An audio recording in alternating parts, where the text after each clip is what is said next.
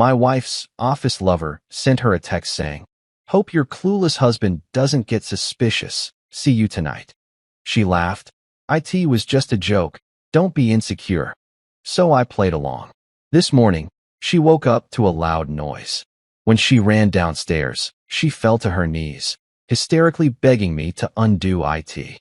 My name is Marcus, and I'm about to tell you the story of how I became the world's most dedicated method actor without ever setting foot on a stage. It started on a Tuesday, which should tell you everything you need to know about how mundane betrayal can be when it first walks through your door wearing sweatpants and holding a latte. Sophie's phone buzzed on the kitchen counter like it had somewhere important to be, which was ironic considering it spent most of its time glued to her palm like some kind of technological tumor. I was making scrambled eggs at the time, doing that thing where you pretend you're a chef on one of those cooking shows even though you're just a guy in boxer shorts flipping eggs with a spatula that's seen better days. The phone did that aggressive vibration dance across the granite, the kind that makes you think the device is either having a seizure or really wants your attention. I glanced down out of pure human curiosity, the same instinct that makes you look at car accidents even though you know you shouldn't, and saw the message preview light up the screen like a neon sign in a noir film. Hope your clueless husband doesn't get suspicious. See you tonight. I'm not gonna lie to you. My first thought wasn't anger or heartbreak or any of those dramatic emotions you see in movies where the protagonist throws a whiskey glass against the wall and it shatters in slow motion.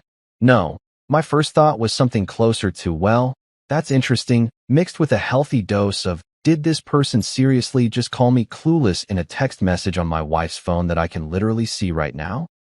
The audacity was almost impressive, like watching someone rob a bank while wearing a name tag. I raised an eyebrow at the phone, then at the eggs, then back at the phone, doing this weird mental triangle of disbelief while trying not to burn breakfast, because even in moments of personal crisis, I'm still responsible about not wasting food. Sophie walked into the kitchen right then, fresh from the shower, hair wrapped in that towel turban thing that women do that somehow defies the laws of physics, and she was humming. Actually humming.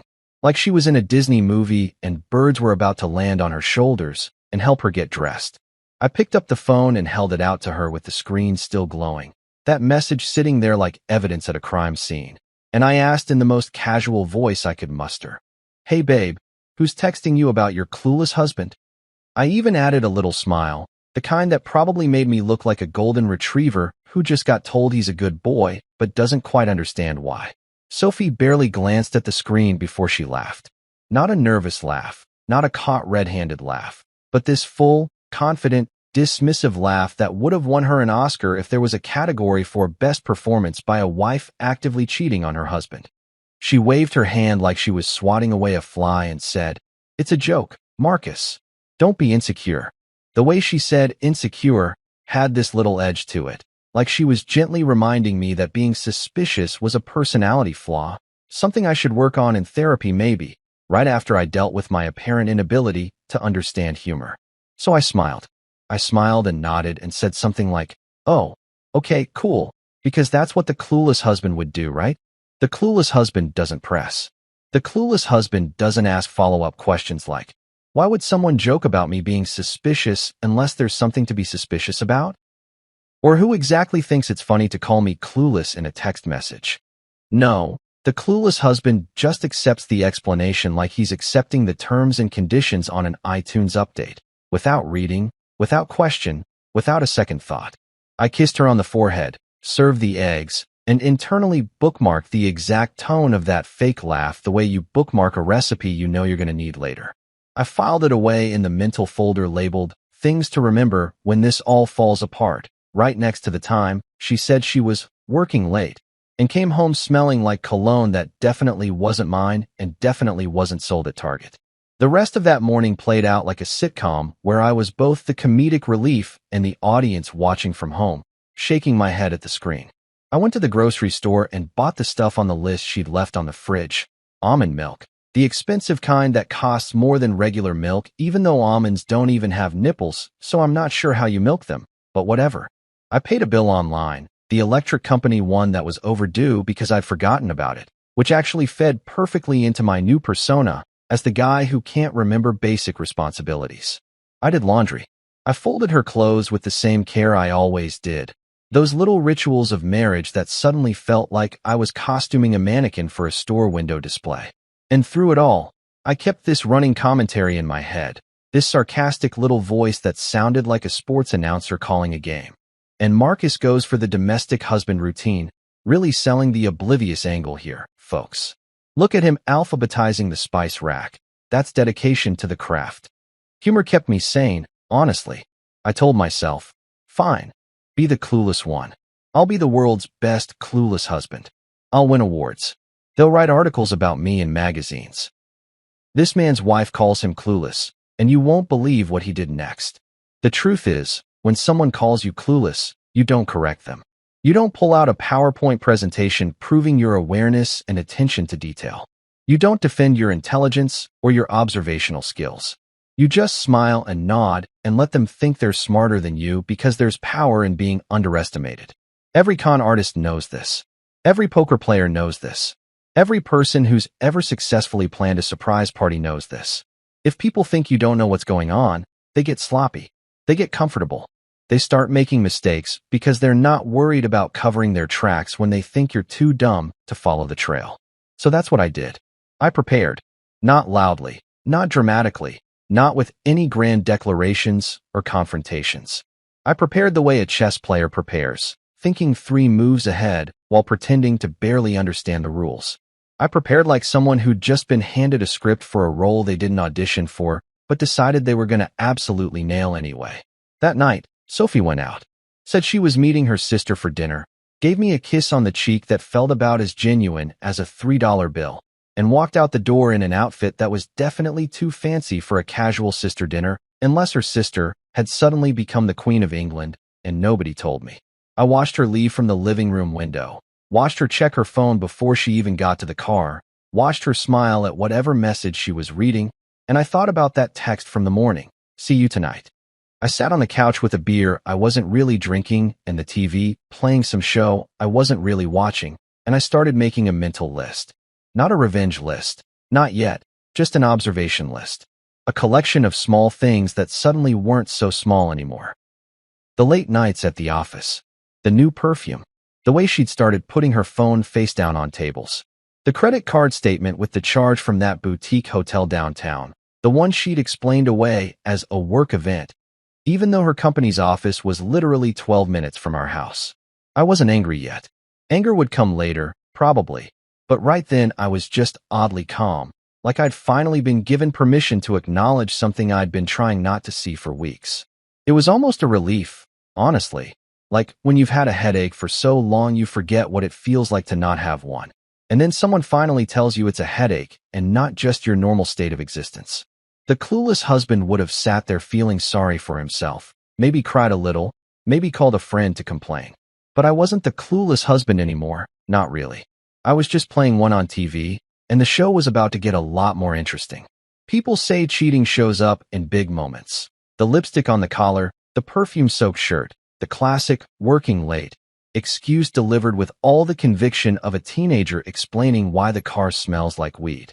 But here's what they don't tell you in all those advice columns and Reddit threads written by people with usernames like BrokenHeart2847 and Trust Issues for Life. Cheating shows up in the small things first, the tiny little breadcrumbs that you'd miss if you weren't paying attention, which of course you're not supposed to be doing, because paying attention apparently makes you controlling and insecure. Funny how that works. I learned this lesson the hard way, which is really the only way anyone learns anything important, because we're all basically toddlers in adult bodies, stumbling through life and touching hot stoves despite being repeatedly told not to. Sophie started staying late at the office. And yes, those are air quotes you're hearing in my internal monologue because at this point the office had become this magical place where people apparently worked until midnight on spreadsheets that couldn't possibly wait until morning. Her company sold marketing software, not performing emergency brain surgery or negotiating international peace treaties.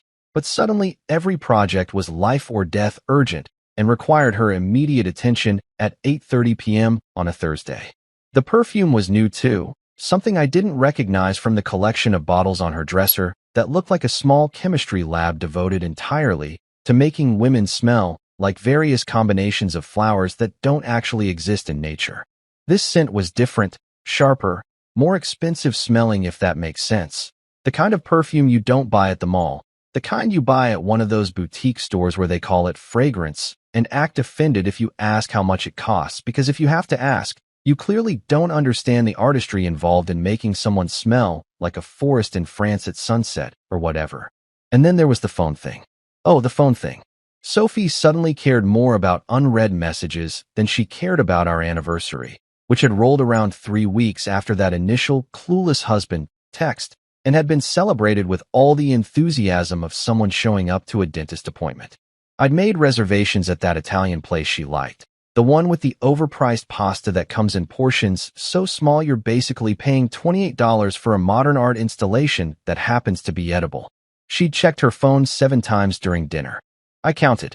I'm not proud of counting, but I did it anyway because apparently I'd become the kind of person who keeps mental tallies of digital interruptions like some kind of sad statistician of marital decline. My friend Oliver was the one who really opened my eyes to the financial side of things. And let me tell you about Oliver for a second because he's important to this story and also because he's the kind of friend everyone needs when their life is actively falling apart. Oliver drinks too much espresso, like an amount of espresso that would probably kill a small horse, and has this nervous energy that makes him seem like he's always one caffeine hit away from either solving cold fusion or vibrating through the floor into another dimension. He works in finance, something to do with forensic accounting that he's tried to explain to me multiple times, but always loses me around the part where he starts talking about discrepancy patterns and audit trails with the same excitement most people reserve for talking about their favorite TV shows. We were having lunch at this sandwich shop that tries way too hard to be artisanal. You know the kind, where the menu is written in chalk and they act like putting bacon on a BLT is some kind of revolutionary culinary insight. When Oliver casually mentioned that he'd noticed some interesting activity on the joint account Sophie and I shared. He said it in that careful way people use when they're about to tell you something that's going to ruin your day, but they're trying to ease into it like they're lowering you into a cold pool instead of just pushing you in. Interesting how, I asked, even though I already knew I didn't want to hear the answer. The same way you don't want to hear the weird noise your car is making explained by a mechanic because you know it's going to cost you money you don't have. Oliver pulled out his phone, because of course he had receipts.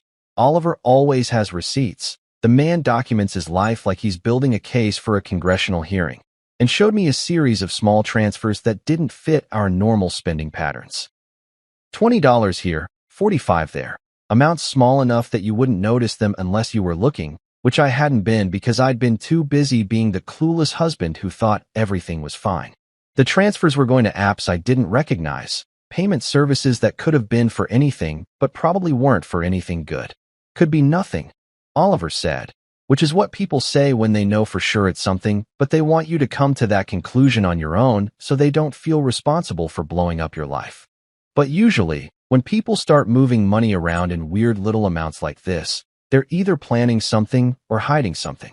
I made a joke about it at dinner that night, something about Sophie's new work ethic and how dedicated she was to the company. Really going above and beyond, possibly deserving a raise or at least a plaque that said, employee most likely to answer emails at midnight.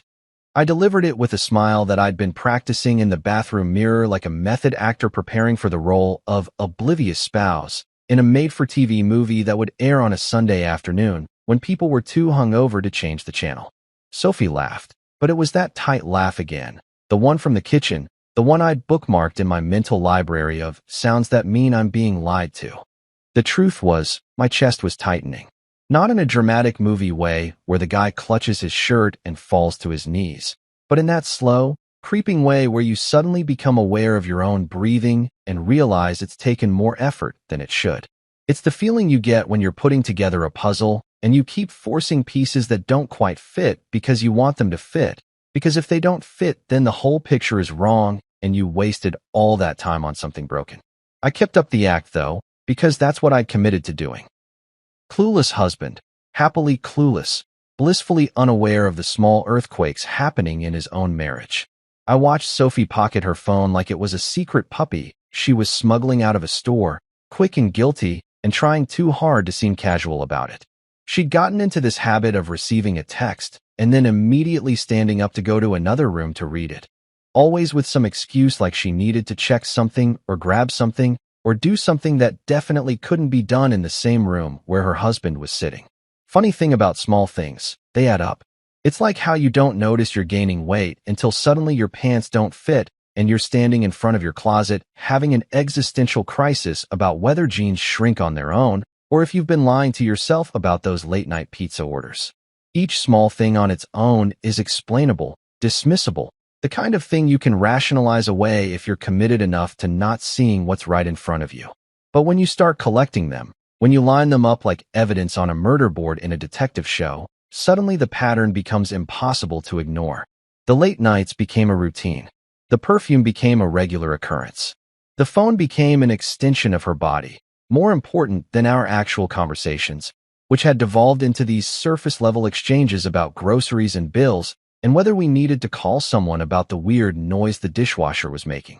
We'd become roommates who occasionally had sex, and even that had become less frequent, less enthusiastic, more of a scheduled maintenance check than anything resembling actual intimacy. I started paying attention to other things too, small things I'd been ignoring because I'd been operating under the assumption that my marriage was basically fine, just going through a rough patch, nothing that couldn't be fixed with better communication or maybe a vacation we couldn't afford. The way she'd started doing her makeup differently, more carefully, on days when she claimed to be going to the office. The way she'd bought new underwear, the fancy kind that comes in those expensive boutique boxes, not the practical cotton stuff she usually wore around the house. The way she'd suddenly developed opinions about restaurants I'd never heard of and movies she'd somehow seen without me. Oliver texted me one night while I was sitting on the couch pretending to watch a basketball game I didn't care about. "You doing okay, man?"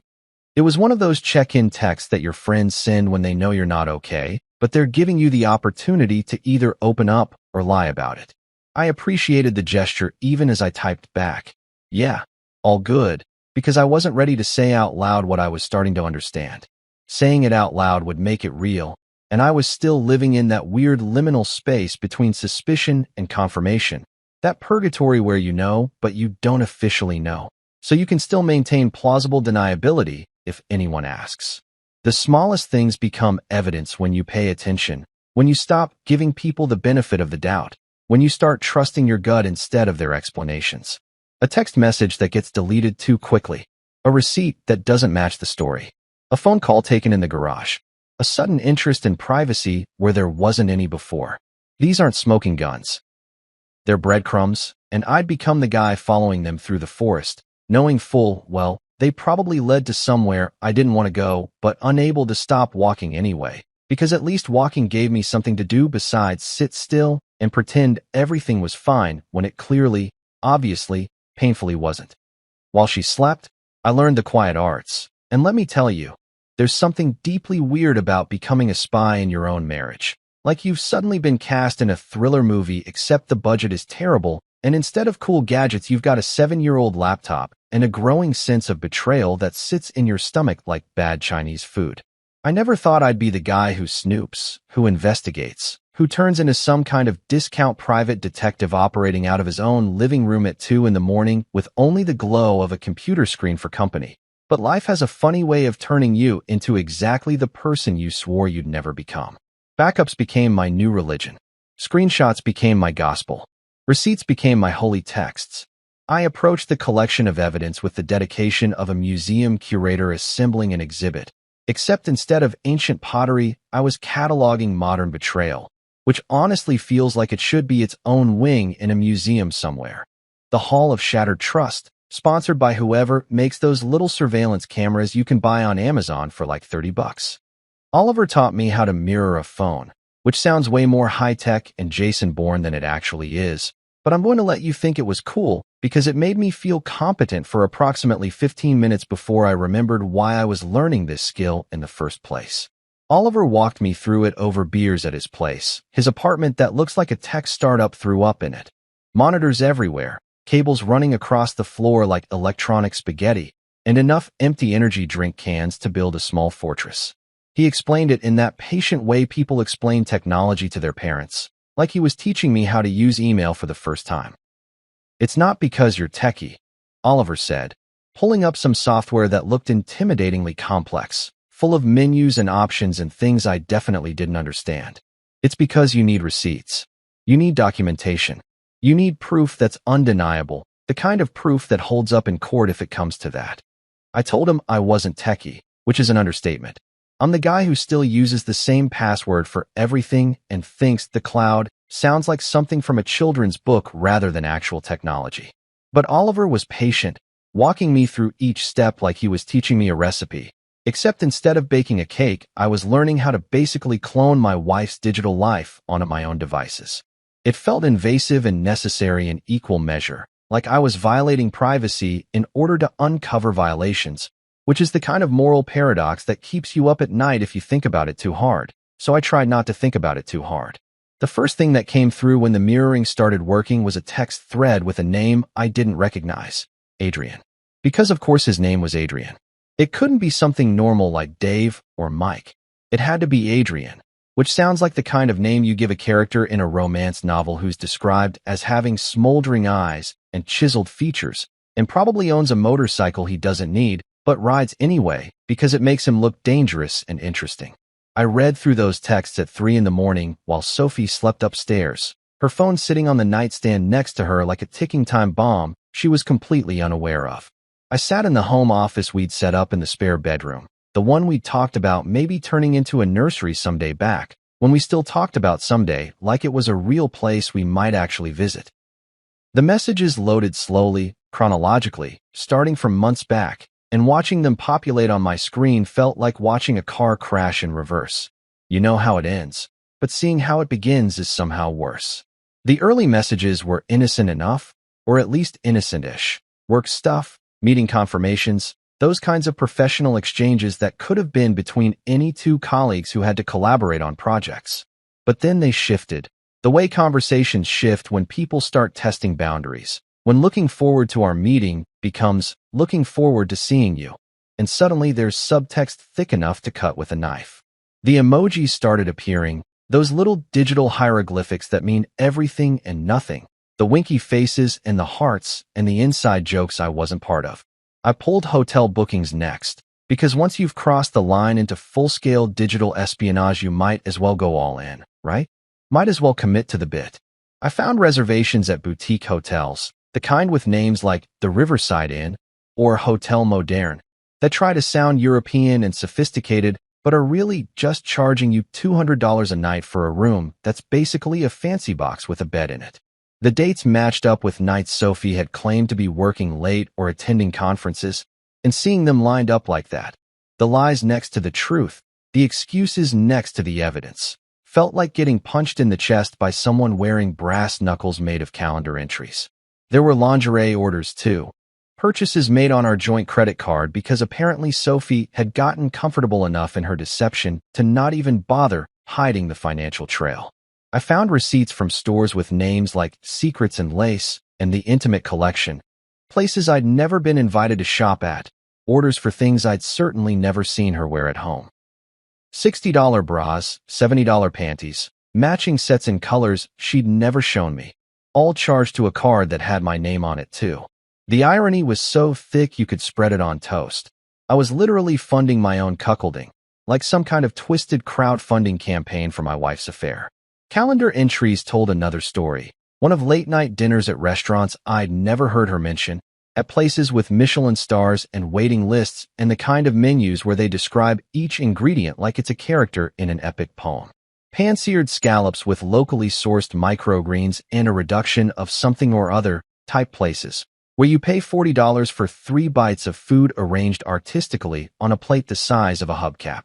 She'd been building a whole separate life, complete with date nights and romantic dinners, while I'd been at home eating leftover pizza and watching Netflix shows I didn't care about.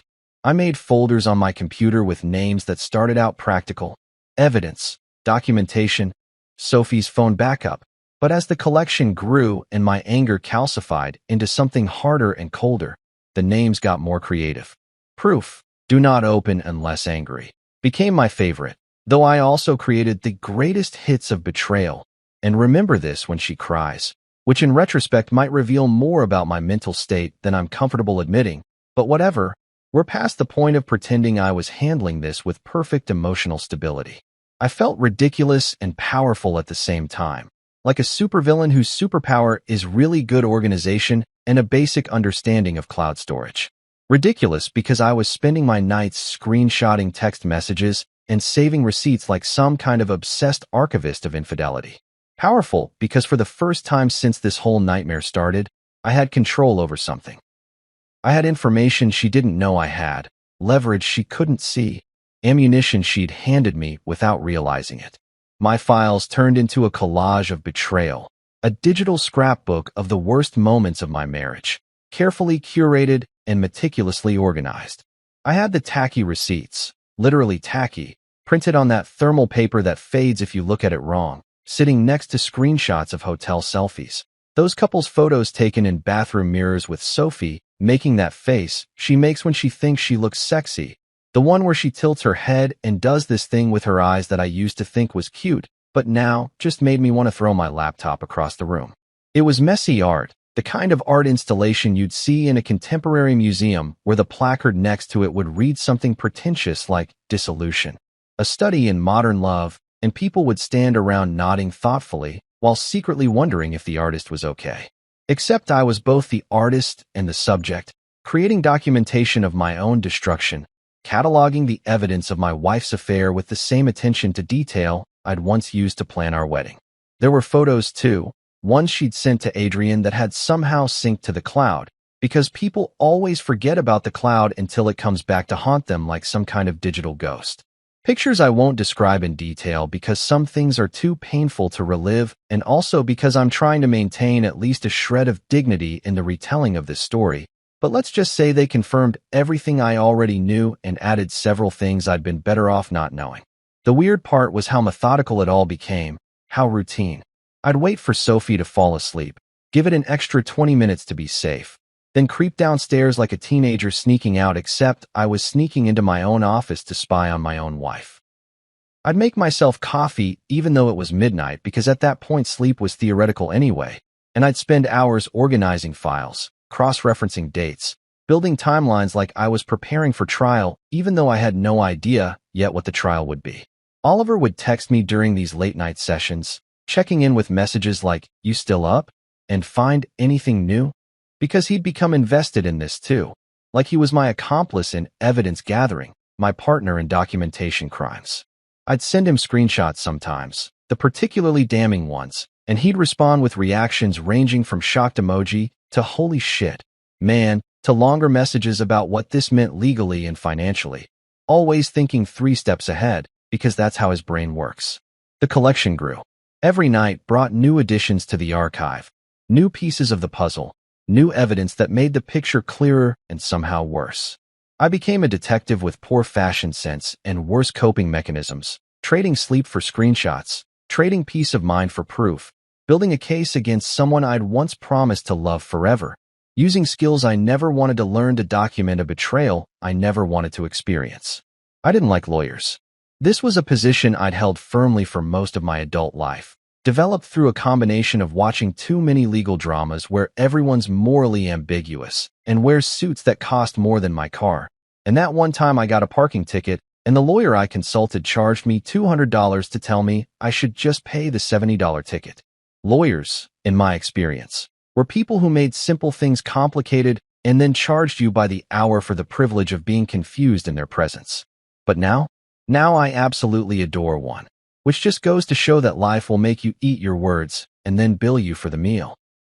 Miles Crane walked into the coffee shop where we'd agreed to meet looking exactly like what a successful lawyer should look like. Sharp suit that probably cost more than my monthly mortgage payment, better posture than a ballet dancer, the kind of haircut that requires maintenance appointments and product with names like texturizing pomade, instead of just regular gel like us normal people use. He was the kind of man who reads fine print the way other people read comic strips, for fun, probably while eating breakfast and genuinely enjoying himself. I knew I'd found the right person when he sat down, ordered an espresso that came in a cup roughly the size of a thimble, and asked me, "So, how badly did she screw you?" before I'd even finished explaining why I'd called. Oliver had recommended Miles, which made sense because Oliver somehow knows everyone who might be useful in any given crisis situation, like he's been preparing his whole life for other people's emergencies. Miles is the guy you want, Oliver had told me over the phone, his voice crackling with that caffeine-fueled certainty he always has. He's expensive, but he's a shark. And right now, you need a shark. So there I sat across from Miles Crane, Esquire, spreading out my collection of evidence like a kid showing off his Pokemon cards. Except instead of Charizards I had hotel receipts, and instead of trading with friends, I was preparing to destroy my marriage. Miles looked through everything with the focused intensity of someone reading a really good thriller, occasionally making small noises of approval or interest, jotting down notes in handwriting so neat it looked like a font. Make it legal. Make it clean. Make it final. I told him, trying to sound more confident than I felt, like I was ordering coffee instead of orchestrating the systematic dismantling of my life as I knew it. Miles looked up from the papers and smiled, and it was the kind of smile that made me understand why people pay lawyers obscene amounts of money. It was the smile of someone who'd been waiting for a puzzle worth solving, who'd been bored with straightforward divorces and custody battles, and was thrilled to have something with actual intrigue. I can work with this, he said, tapping the folder of evidence with one perfectly manicured finger. This is very workable. She's been sloppy.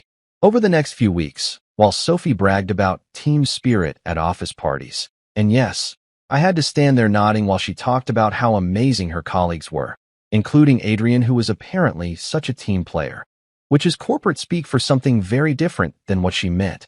Miles quietly rewired our legal house.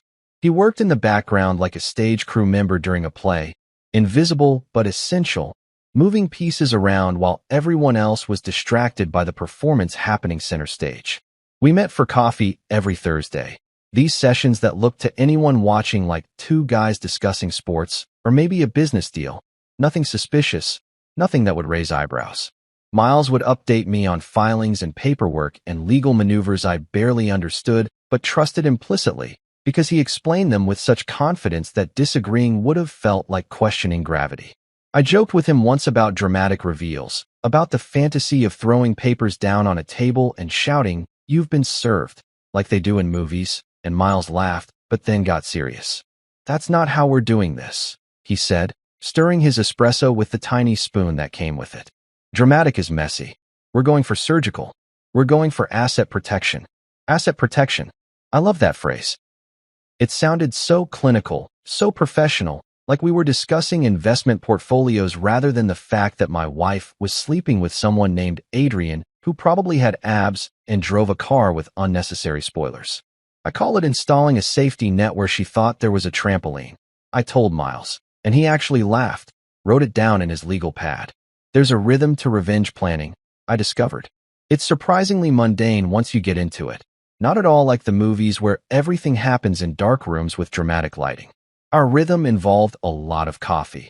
Miles with his espressos that cost $7 for 2 sips. Me with my regular drip coffee that the barista judged me for ordering, and signatures. Endless signatures on documents I pretended to read thoroughly, but mostly just trusted Miles had gotten right. Contracts, amendments, filings, forms with names like Asset Declaration Statement and Marital Property Agreement Addendum that sounded boring enough to put you to sleep, but were actually reshaping my entire financial future. The most satisfying part was the stamp. Miles had this official notary stamp in his office, one of those heavy metal ones that made a satisfying thunk when it hit paper, and every time he stamped a document, I felt like we were sealing something important, like we were making it real and official and undeniable. It was weirdly therapeutic, watching that stamp come down on paper, leaving its mark, making everything legitimate and legal and final. She has no idea, does she? Miles asked me once, during one of our Thursday sessions, and I shook my head. Sophie was still coming home late, still texting Adrian, still living in the bubble of her affair like it was sustainable, like there wouldn't be consequences, like she'd somehow gotten away with something when really she'd just been giving me time to prepare. None, I said. She thinks I'm clueless. Miles smiled that shark smile again. Good. Let's keep it that way. You don't have to shout to trap someone, which is a lesson I learned from watching way too many heist movies during my newfound insomnia period. Those nights, when sleep became this theoretical concept other people enjoyed, while I stayed up planning the downfall of my marriage with the dedication of someone preparing for the SATs. The best traps are quiet, subtle, the kind that make the person think they're still in control right up until the moment they realize they never were. Like those cartoons where the coyote runs off a cliff and doesn't fall until he looks down and notices there's nothing beneath him. I started leaving Sophie's phone unlocked, which sounds counterintuitive when you're trying to catch someone in a lie, but hear me out. Before, she'd been careful, paranoid even, keeping that thing locked down tighter than Fort Knox, changing her passcode every few weeks like she was guarding nuclear launch codes instead of text messages with Adrian about which hotel had the softest bathrobes. But I'd learned her new passcode during one of my late-night espionage sessions, watched her type it in through the reflection in the kitchen window while pretending to wash dishes, because apparently I'd become the kind of person who uses reflective surfaces for surveillance, which is either really clever or really sad, depending on how you look at it. So I started unlocking her phone when she wasn't looking and leaving it that way, face up on the counter or the coffee table or wherever she'd set it down. The first time she noticed, she panicked. I watched her face go through this whole journey. Confusion, then fear, then this forced casual expression as she grabbed the phone and checked it, fingers moving fast across the screen, probably scrolling through messages to see if I'd seen anything incriminating, which of course I had, weeks ago, but she didn't know that. "Did you use my phone?" she asked, trying to sound curious rather than accusatory, like she was asking if I'd borrowed her car keys instead of potentially discovering her affair. I looked up from the book I wasn't actually reading and gave her my best confused golden retriever expression, the one I'd been perfecting in the bathroom mirror during my morning routine. "What? No. Why would I use your phone?" I even added a little laugh, like the idea of me being interested in her phone was absurd, like I couldn't possibly care less about her digital life. She relaxed, but not completely. That was the point. I wanted her just uncomfortable enough to make mistakes, to feel like maybe her security wasn't as tight as she thought, to second-guess herself in ways that would slowly erode the confidence she'd built up during months of successful sneaking around. I started casually asking about names she'd mentioned, dropping them into conversation like I was just making small talk, innocent questions that weren't innocent at all if you knew what I knew. "How's that Adrian guy from work doing? You mentioned him the other day." Her laugh would tighten, her shoulders would tense just slightly, and she'd give these vague responses that told me everything I needed to know about how much energy she was spending keeping her story straight. The false bank notices were Miles's idea, printed on official-looking letterhead that he'd had made, slipped into our mail stack between the credit card offers and the grocery store coupons. Important, account discrepancy requires immediate attention, in bold letters across the top. Scary enough to make her nervous, but vague enough that when I resolved it with a phone call she thought was real, she'd believe everything was fine. Each fake crisis I manufactured and solved reinforced the idea that I was handling things, that I was on top of our finances, that I was absolutely not the kind of person who would notice irregular spending patterns or mysterious transfers. I mentioned refinancing ideas at dinner, casual observations about interest rates and equity, like I'd suddenly developed an interest in personal finance beyond just making sure we could pay the bills. "We should look into refinancing the house," I said over takeout Chinese food that neither of us was really eating. "Rates are good right now. Could save us a bunch of money." Sophie barely looked up from her phone. Of course she didn't. She was probably texting Adrian about their next rendezvous, and made some non-committal noise that I took as agreement to explore the option further. These little traps, these small manipulations, they made sure she felt this slow thawing of confidence, like ice melting so gradually you don't notice until suddenly you're standing in a puddle. She'd gotten comfortable in her deception, arrogant even, and I was systematically making her just uncomfortable enough to keep her off balance without tipping her off that I knew everything. At parties, I played the clown, the comic relief, the guy who forgets names and dates and tells stories that go nowhere and laughs too loud at his own jokes.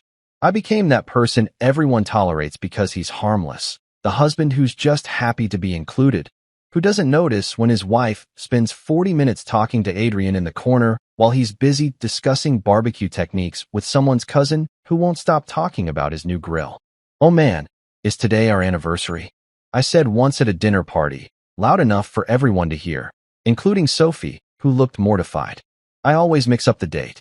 Everyone laughed. Sophie gave me this tight smile that said we'd discuss this later, and I'd successfully reinforced my image as the lovable idiot who couldn't remember important dates, the kind of guy who definitely wasn't systematically documenting his wife's affair and planning a legal counteroffensive with a lawyer who charged $500 an hour.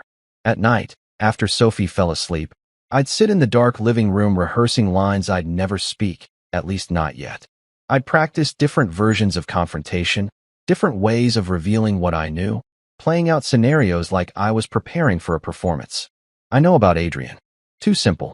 I've known for months. Too smug. Did you really think I wouldn't find out? Too obvious. I'd cycle through options like I was trying on clothes, looking for the perfect fit, the perfect tone, the perfect devastating reveal. Sarcastically, I told myself I'd earned acting classes, that I deserved an Oscar for my performance as the oblivious husband who suspects nothing. In truth, I earned something better, a quiet satisfaction that grew each day as I watched Sophie lose the certainty she'd weaponized for months.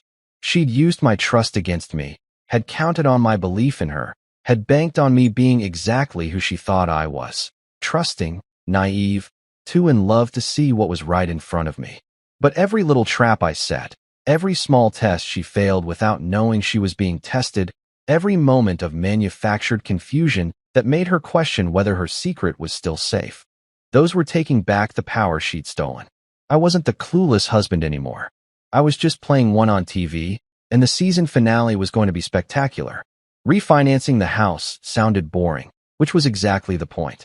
If I'd proposed something exciting, something that required actual attention or consideration, Sophie might have actually read the documents I was about to put in front of her. But refinancing? That's the kind of adult paperwork that makes people's eyes glaze over faster than listening to someone explain their fantasy football strategy or watching paint dry in real time. It's up there with tax forms and insurance policies on the list of things nobody actually wants to deal with, but everyone pretends to understand when they sign on the dotted line. It was the best boring thing that ever happened to me, and I mean that with the kind of sincere appreciation usually reserved for discovering your favorite restaurant has a secret menu or finding $20 in a jacket you haven't worn since last winter. Miles had prepared everything with the precision of a surgeon planning a particularly delicate operation. Except instead of removing a tumor, he was removing my wife's claim to our house, which honestly felt pretty similar in terms of life-improving procedures. The documents were beautiful in their complexity, the kind of legal paperwork that looks official and important with all the right headers and footers, and whereas clauses that make it seem legitimate even if you have no idea what half the words mean. Miles had buried the actual transfer deep in the stack, surrounded by so much financial jargon and legal boilerplate that finding it would require the kind of careful reading that nobody does when their lawyer husband says, "Hey, can you just sign these refinancing papers real quick?" I set the stage over coffee on a Saturday morning, because Saturday mornings in our house had become this ritual of pretending everything was normal while both of us lived completely separate lives that occasionally intersected over breakfast. Sophie was doing that thing where she scrolled through Instagram while drinking her latte, double-tapping photos of other people's lives with the same mindless dedication most people reserve for breathing, not really present, not really there, just existing in the same physical space as me while her mind was probably already planning her next meetup with Adrian. "Hey babe," I said, keeping my tone light and casual, the verbal equivalent of elevator music, pleasant, forgettable, completely unthreatening. "I finally got those refinancing papers from the bank. We should really sign these today. The rate lock expires Monday, and we'll lose the good terms if we don't move on it." I'd learned that adding a deadline makes people less likely to scrutinize things. Time pressure is the enemy of careful consideration. It's why car salesmen always tell you the deal is only good until the end of the day, why infomercials have those countdown timers, why Black Friday works even though everyone knows the sales will probably come back around again. Create urgency, and people make decisions without thinking them through, which is exactly what I was counting on. Sophie looked up from her phone with that slightly annoyed expression people get when they're interrupted from something they consider important, even though literally all she was doing was looking at pictures of someone's brunch. "Refinancing? I thought we talked about this." "We did," I said, which was technically true. I'd mentioned it approximately 17 times over the past month, each time getting a distracted or yeah, sure, or whatever you think is best, honey, because she'd been too busy managing her double life to pay attention to mundane things like our actual shared life. This is the next step. Just need your signature on a few forms, and we're good to go. Should save us like $400 a month. The money angle helped. People perk up when you mention saving money, even when they're not paying attention to where the money is or isn't going. Sophie set down her phone, miracle of miracles, and reached for the papers I'd stacked neatly on the table, held together with one of those big black binder clips that makes everything look more official. She skimmed, and by skimmed, I mean her eyes moved across the pages in that way that gives the appearance of reading without any actual comprehension happening, like a scanner that's just checking for blank spaces rather than processing content. She flipped through pages, nodded at things she clearly wasn't absorbing, occasionally making small noises of acknowledgement that could have meant anything from, I understand this, to, I'm pretending to understand this, to, I have no idea what this says, but I trust you're not screwing me over. Oh, the irony. The delicious, perfect irony of her trusting me not to screw her over while she was actively screwing someone else. If irony was a food, I could have opened a restaurant with what I was serving in that moment. Where do I sign? She asked, already reaching for the pen I'd strategically placed next to the papers. A nice heavy pen that made signatures feel important and official, the kind of pen banks give you when you're signing mortgage documents or loan papers, or, in this case, unknowingly transferring the deed to your house entirely into your husband's name. I pointed to the little sticky tabs Miles had put on each page that required a signature. Those colorful sign here, arrows that make paperwork feel manageable, like you're just following instructions rather than making potentially life-altering legal decisions. Sophie signed each one without hesitation, her signature flowing across the pages with the same casual confidence she'd had throughout this entire affair. The same certainty that she was getting away with something, that she was smarter than me, that I was too clueless to ever figure out what was happening. Her signature was distinctive, one of those swooping cursive things that people develop in high school and then use for the rest of their lives without ever questioning whether it actually looks like their name or just like a seismograph during an earthquake. I watched each one appear on the paper like I was watching a magic trick in reverse, where instead of something appearing out of nothing, something very important was disappearing. Her claim to our house, her security, her leverage. She signed the last page, set down the pen, and went back to fluffing her hair in that absent way she had, checking her reflection in the black screen of her phone before it lit up with what was probably another message from Adrian. All done, she asked, already distracted again, already mentally somewhere else. All done, I confirmed, gathering the papers carefully, resisting the urge to hold them against my chest like I was protecting the Holy Grail or the Declaration of Independence or something equally precious and historically significant. Miles handed me the stamped copy later that week, meeting me at our usual coffee shop with a manila envelope that contained my future security. He slid it across the table like a spy passing secrets in a Cold War movie. Except instead of microfilm or state secrets, it was legal documents that meant I now solely own the house Sophie thought we still owned together. She signed, he said with that half-smile he got when things went according to plan, and I could tell he was enjoying this almost as much as I was, living vicariously through my revenge plot like it was the most interesting thing happening in his professional life, which considering he usually dealt with boring corporate contracts, it probably was. I held the documents like they were tickets to a show, because in a way they were. Tickets to the final act, the closing scene, the moment when everything I'd been planning would finally come together. I didn't gloat, at least not outwardly. Gloating wasn't the point. The point was the power of a pen, the weight of a signature, the way a single cursive swirl could shift the entire foundation of someone's life without them even realizing it until it was far too late to take it back.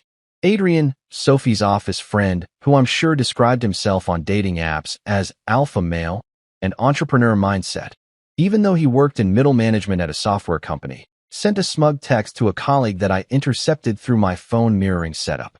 The message read, "You should thank me, man. I'm keeping her happy for you." Because apparently Adrian thought he was doing me some kind of favor, like he was a public service announcement or a charity organization dedicated to servicing neglected wives. which is the kind of delusional thinking that comes from a man who probably refers to himself in the third person and owns at least 3 different types of protein powder. Men talk like they're writing oil field memos when they brag, all efficiency and self-importance, reducing human relationships to transactions and conquests like they're collecting baseball cards instead of destroying marriages. The casual cruelty of it, the assumption that I'd somehow be grateful for his services, the sheer audacity of thinking he was entitled to both my wife and my thanks. It was almost impressive in its complete lack of self-awareness. I didn't reply to Adrian. That would have been too direct, too confrontational, too much like the dramatic showdown Sophie probably expected if I ever found out.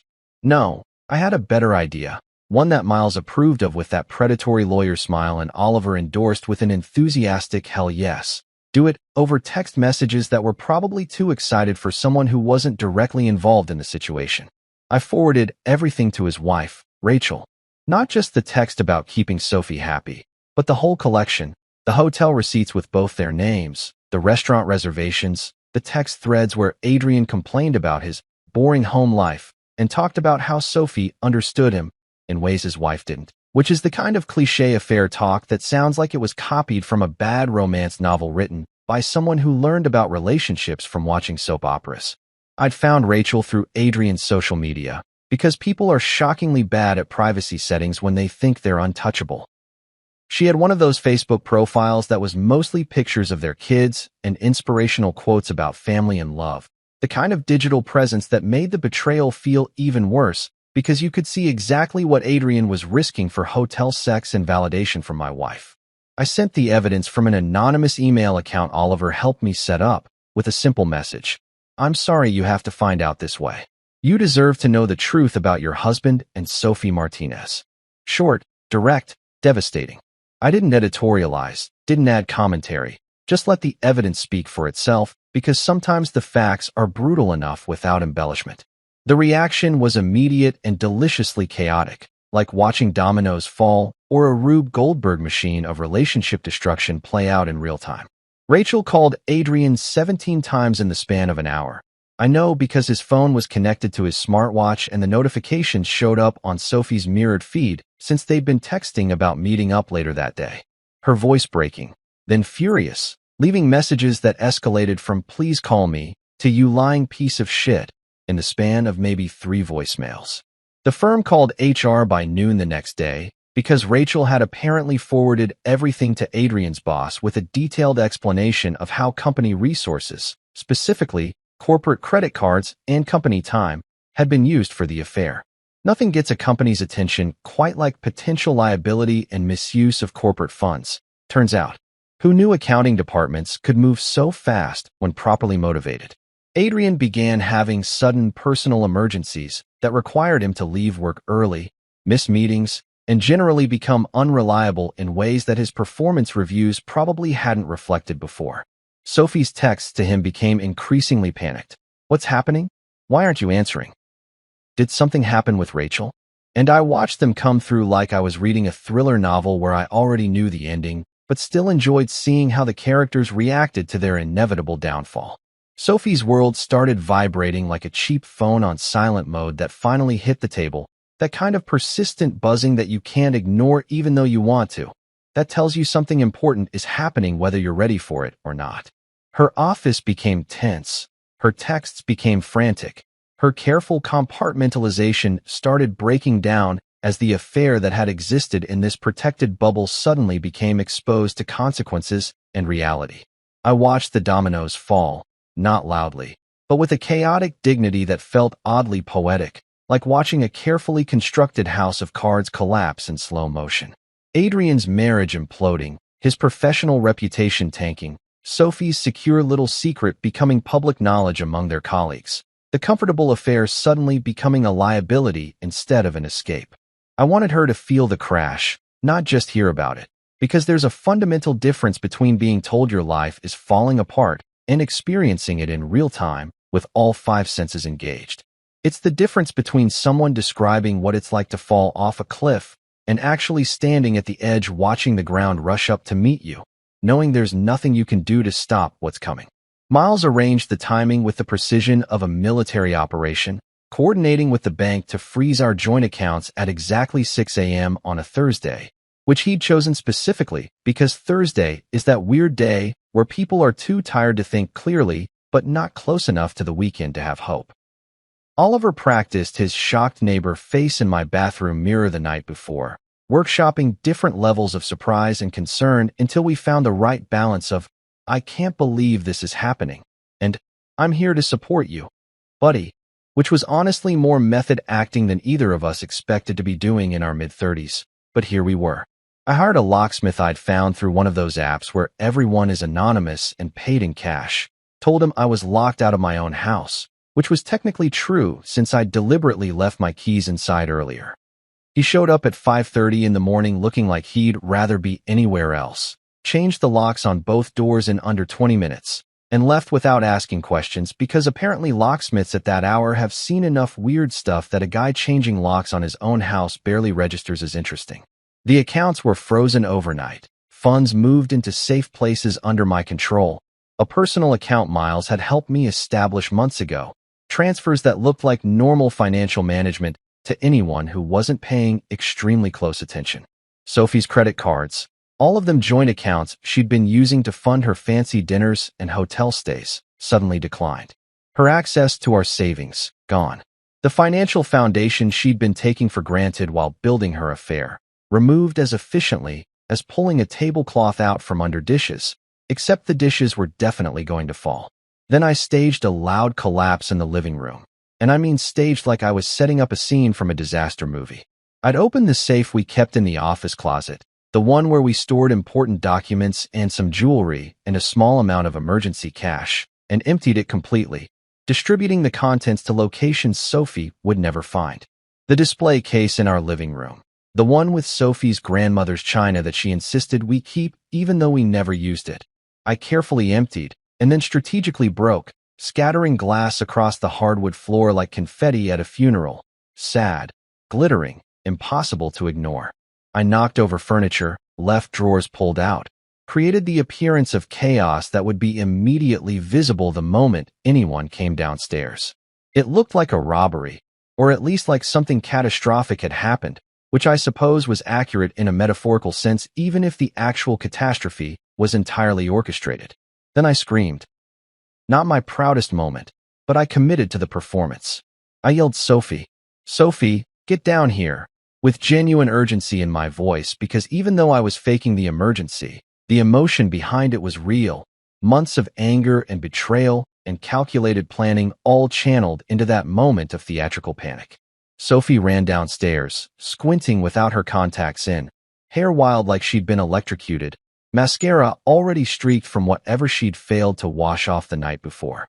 She took in the scene, the scattered glass, the open safe, the disorder I'd carefully constructed, and her face went through this rapid evolution of expressions that would have been funny if it wasn't so satisfying to watch. Confusion, fear, shock, and then this dawning horror as she started to process what she thought was happening. She fell to her knees like a scene in a very bad drama, the kind of over-the-top collapse that in any other context would have made me laugh, hands covering her mouth, making these small gasping sounds that might have been words but came out more like someone hyperventilating. What happened? Oh my God, Marcus, what happened? Did someone break in? I let her panic for a moment, let her experience that free-fall feeling of losing control, of having the ground disappear beneath her feet. Then I walked to the kitchen table where I'd laid out the documents. All of them, the entire collection I'd been building for months, arranged like a museum exhibit of her choices, a gallery of betrayal with hotel receipts as the featured artwork. "Please, Marcus, please undo it," she sobbed, still on her knees, still playing the victim even though she was only just beginning to understand that the real crime scene wasn't the broken glass and open safe, but rather the paper trail of her affair spread across our kitchen table under the fluorescent lights that made everything look harsh and unforgiving. I didn't say anything yet. I just gestured to the table, to the evidence, to the visual representation of every lie she'd told and every boundary she'd crossed, watching her eyes move across the papers, watching the realization hit her that this wasn't about a robbery or missing jewelry or anything she could explain away with another performance. She begged, Of course she begged. That's what people do when they realize the game is over and they weren't even close to winning. When the full weight of their actions comes crashing down like a cartoon anvil, except there's nothing funny about it. Sophie offered every performance in the book, cycling through emotions like she was auditioning for different roles and hoping one of them would land, hoping something would crack my resolve and make me forget the months of lies and hotel receipts and text messages that called me clueless while planning rendezvous behind my back. First came terror, which looked exactly like you'd expect. Wide eyes, trembling hands, that high-pitched, breathless quality to her voice like she'd just finished running a marathon, except the only thing she'd been running from was the truth. Marcus, please, I don't understand what's happening. Please just talk to me. She was still on her knees on the hardwood floor, surrounded by scattered glass from her grandmother's china, which in retrospect was maybe too on the nose as a metaphor for our shattered marriage. But I hadn't been thinking about literary symbolism when I'd staged the scene earlier that morning. I sat at the kitchen table, one hand resting on the stack of evidence I'd compiled, the other holding a cup of coffee that had gone cold about 20 minutes ago, but I kept holding anyway because it gave me something to do with my hands and made me look more casual than I felt. Talk, I said, and my voice came out calmer than I expected, almost detached, like I was discussing the weather rather than the systematic destruction of everything we'd built together. I think the documents speak for themselves, Sophie. She actually crawled, toward the table, and I had to fight the urge to tell her to stand up, to maintain some dignity, because watching someone you once loved debase themselves is uncomfortable even when they absolutely deserve it. She reached the table and pulled herself up enough to see the papers spread across the surface like evidence at a crime scene, which I suppose is exactly what they were. Her eyes scanned the first few pages, and I watched the blood drain from her face like someone had opened a valve somewhere. Hotel receipts with her name and Adrian's name next to each other. Timestamps that corresponded with nights she'd claimed to be working late or visiting her sister or attending conferences that apparently involved a lot of expensive lingerie and room service. Text message printouts where she and Adrian discussed their plans, complained about their respective spouses, made jokes about how clueless I was and how boring Rachel was. Calendar entries highlighting the pattern of deception that had been going on for, I'd counted, 7 months and 12 days. But who's keeping track? I can explain, she started, which is what people say when they absolutely cannot explain but need to buy time to construct a lie that might be more believable than the truth. It's not what it looks like. I actually laughed at that, a short bark of amusement that surprised both of us. It's not what it looks like. Sophie, there are literally photos of you and Adrian in hotel rooms with timestamps. I have your text messages where you explicitly describe what you did in those hotel rooms. I have credit card statements showing purchases of lingerie I've never seen you wear. I have restaurant reservations at places you told me you'd never been to. So please, enlighten me. What exactly does it look like to you, if not an affair? She tried the next emotion in her repertoire, regret. Her face crumpled in that theatrical way people cry in movies, big heaving sobs that shook her shoulders, mascara running down her cheeks in black rivers, hands reaching across the table toward me in supplication. I'm so sorry, Marcus. I'm so sorry. It was a mistake. It meant nothing. I love you. I've always loved you. Please, we can work through this. We can go to counseling. I'll do anything to fix this. Yes, I said, and she looked up with hope in her eyes like maybe I was agreeing to counseling, to reconciliation, to sweeping this under the rug and pretending it never happened. But I wasn't finished. Yes, it was a mistake. Your mistake. No, it wasn't nothing. It was a deliberate choice you made repeatedly for 7 months. And no, we can't work through this because there is no we anymore. I pulled out another document, one of Miles's masterpieces, and slid it across the table. These are divorce papers, already filed. You'll notice they're very unfavorable to you, which makes sense considering you committed adultery in a state that still recognizes that as grounds for at-fault divorce. You'll also notice that this house, is no longer joint property. Remember those refinancing papers you signed 3 weeks ago? The ones you didn't bother reading? Congratulations, you signed the deed over to me. Sophie's face went from tragic to stunned, her mouth literally hanging open in a way that would have been comical if I wasn't so exhausted from months of pretending. You tricked me. That's illegal. That can't be legal.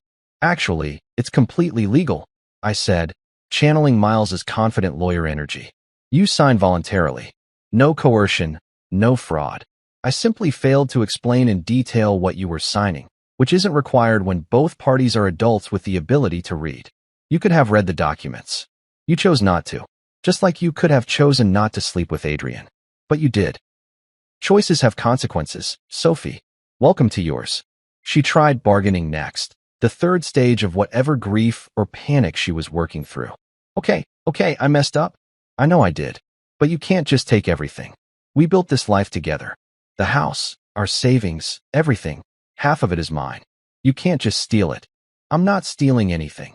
I corrected her, sipping my cold coffee and grimacing at the temperature, but drinking it anyway out of sheer stubborn commitment to the moment. I'm protecting my assets from someone who's been stealing from me for months. Every dinner you charged to our joint card? Theft. Every hotel room you booked with our money? Theft. Every lie you told so you could spend time with Adrian instead of with me? That's time theft, which isn't technically a legal term, but should be. I pulled out more papers, because Miles had prepared a truly impressive collection. Your access to our joint accounts has been frozen. Your credit cards have been canceled. The car that's in your name? Still yours. Congratulations, along with the payments. But the car you've been driving, the one in my name? That's being repossessed as we speak. Oliver's actually doing that right now. I gave him my spare key, and he's moving it to a storage facility where you won't find it. Sophie's eyes went even wider. If that was possible. You can't do this. This is insane. You're being crazy. And there it was, the classic move. When a woman gets caught doing something terrible, suddenly the man who reacts is crazy, or controlling, or abusive for having the audacity to be upset about being betrayed. No, Sophie. Crazy would be destroying your stuff, or keying your car, or sending the evidence to your parents. Insane would be confronting Adrian physically, or showing up at your office and making a scene. What I'm doing is methodical, legal, clean. I'm protecting myself from someone who's proven they can't be trusted. People expect revenge to be loud. I realized as I sat there watching Sophie cycle through emotions like a slot machine, trying to land on the combination that would win her some sympathy. They expect fights with raised voices and thrown objects. Expect the wrong party to lose control and do something regrettable that will let the guilty party claim victimhood. They expect breaking plates and shouting matches and dramatic declarations delivered at maximum volume. But my revenge was lean and calm, the sort that sits across from you with a cup of tea, or in this case, cold coffee, while the world burns around you and explains very rationally why the fire is your fault. I'd learned this approach from Miles, who told me during one of our planning sessions that the best legal strategy is staying calm while your opponent falls apart. That maintaining composure is a power move that makes everything you say sound more credible and everything they say sound more desperate. Sophie's face went through colors like a mood ring on someone having a breakdown. White from shock, pink from crying. Then this pale shade that might have been admiration, but was probably just the physical manifestation of her realizing exactly how thoroughly she'd been outmaneuvered. She gasped, and it came out as almost a whisper. You planned this? All of this? For how long? Since the morning you told me not to be insecure about that text message calling me your clueless husband, I said, meeting her eyes directly for the first time since she'd come downstairs. Remember that? When you laughed and told me it was a joke. I started planning that day. Every smile I gave you after that was an act. Every time I played the oblivious husband was a performance. Every joke I made about being forgetful or clueless was me giving you rope to hang yourself with. And you took it, Sophie. You took every bit of rope I offered, and you just kept going. I don't understand, she said, and I could see her trying to reprocess the last few months through this new lens, trying to figure out when I'd stopped being clueless and started being calculating. You knew? This whole time you knew, and you just let me keep doing it. I didn't let you do anything. I corrected her. You made your choices. I just made sure I had documentation of every single one. I made sure that when this moment came, and it was always going to come, Sophie, I would be protected, that I would have evidence, that I would have leverage, that I wouldn't be the clueless husband you thought I was, begging you to stay and willing to forgive anything just to avoid being alone. Her knees hit the hardwood again with a sound that made me wince despite everything, and she started crying in earnest now, not the theatrical sobs from before, but genuine ugly crying. The kind that comes with snot and hiccups and sounds that are barely human. Please, Marcus. Please. I love you. I made a mistake, but I love you. We can fix this. We can start over. I'll do anything. No, I said. Just that. One word. Simple. Final. No. No. We're done. That's the answer. We're done, Sophie. There's a peculiar silence after truth lands, louder than any shouting, more deafening than any dramatic confrontation. It's the silence of finality, of a door closing that won't open again, of a bridge burning so completely that there's not even smoke left, just ash. Sophie knelt on the floor in her pajamas surrounded by broken glass and broken promises, and I sat at the table with my cold coffee and my evidence and my carefully maintained composure. And between us was this canyon of silence that said more than any argument could have said. She tried a few more times to speak, to plead, to negotiate, but I'd already given her my only answer. The performance was over. The curtain had fallen. The lights were coming up and everyone could see exactly what had happened, exactly who was responsible, exactly how this story ended. I stood up from the table finally, leaving the papers spread out like I was leaving a crime scene for investigators to photograph. Except I was both the detective and the victim in this scenario, which was philosophically confusing but practically very satisfying. I walked past Sophie, still on her knees, still crying, and headed toward the door with my keys in my pocket and an overnight bag I'd packed and hidden in my car the night before. "Where are you going?" she asked, her voice small and broken. "Anywhere that isn't here," I said without turning around. "The house is mine. You need to leave. You have until 5 p.m. to collect your personal items. Miles will be here to supervise. Make sure you don't take anything that isn't yours. After that, the locks are changed and you're officially trespassing if you come back. You can't kick me out of my own house. It's not your house anymore," I said, and turned to face her one last time. "You signed it away, remember? Along with any right to be treated with sympathy or given the benefit of the doubt. You made your choices, Sophie. Now you get to live with them." The silence that followed me out the door was absolute, complete, the kind of quiet that feels like it has weight and substance, like you could reach out and touch it if you wanted to. I closed the door behind me, didn't slam it. That would have been too dramatic, just closed it with a normal amount of force, and stood on the porch for a moment, listening to the muffled sound of Sophie's continued sobbing through the walls. It should have felt triumphant. It should have felt victorious. Instead, it just felt finished. Like the last page of a book I'd been forced to read, one I wouldn't have chosen for myself, but had to get through anyway. The ending was satisfying in a technical sense. Justice served, wrongs righted, the villain getting their comeuppance. But it was still an ending, which meant something was over, something that had once been good was now completely and irreversibly gone. I left the house with my keys in my pocket and a strange lightness in my chest. The kind of weightlessness you feel after finally setting down something you've been carrying for too long. Like when you finish moving furniture and suddenly remember what it feels like to not have your arms full of someone else's heavy stuff. The morning air hit my face and it felt different somehow, cleaner maybe, or maybe I was just projecting meaning onto weather because humans are really good at finding symbolism in random atmospheric conditions when we're going through emotionally significant moments. The man who played the fool for months walked away while the woman he loved, or loved once, past tense, because love is apparently something that can be killed slowly through hotel receipts and text messages that call you clueless, knelt among papers that documented her choices like evidence at a trial where the verdict had already been decided. I could still hear her crying through the closed door, these muffled sobs that might have broken my heart a few months ago, but now just sounded like background noise. Like a car alarm going off in a parking lot that everyone learns to ignore because it's not your car and therefore not your problem. I didn't gloat. This feels important to clarify because I think people expect the wrong party in these situations to do some kind of victory lap, to pump their fist in the air and shout something triumphant, to play "We Are the Champions" on their car stereo while driving away from the wreckage of their marriage. But gloating implies you've won something, and I'm not sure what I'd won exactly. The house. Sure. My financial security? Absolutely. My dignity? Maybe. But I'd also lost 7 years of my life to someone who'd lied to my face for the last 7 months of them, which doesn't really feel like winning when you do the math. I didn't do a victory dance either, though the thought crossed my mind, and I suppressed it like an embarrassing cough or a burp in a quiet restaurant. One of those impulses that your brain offers up as a possibility, but your better judgment immediately vetoes. There was this moment, right as I reached my car, where I imagined myself doing one of those elaborate touchdown celebrations, maybe the one where you pretend to take a bow or the one where you do a little shimmy. And I actually smiled at the absurdity of it before remembering that I was in my own driveway at 7 in the morning having just destroyed my marriage, which isn't really appropriate venue for choreographed celebrations.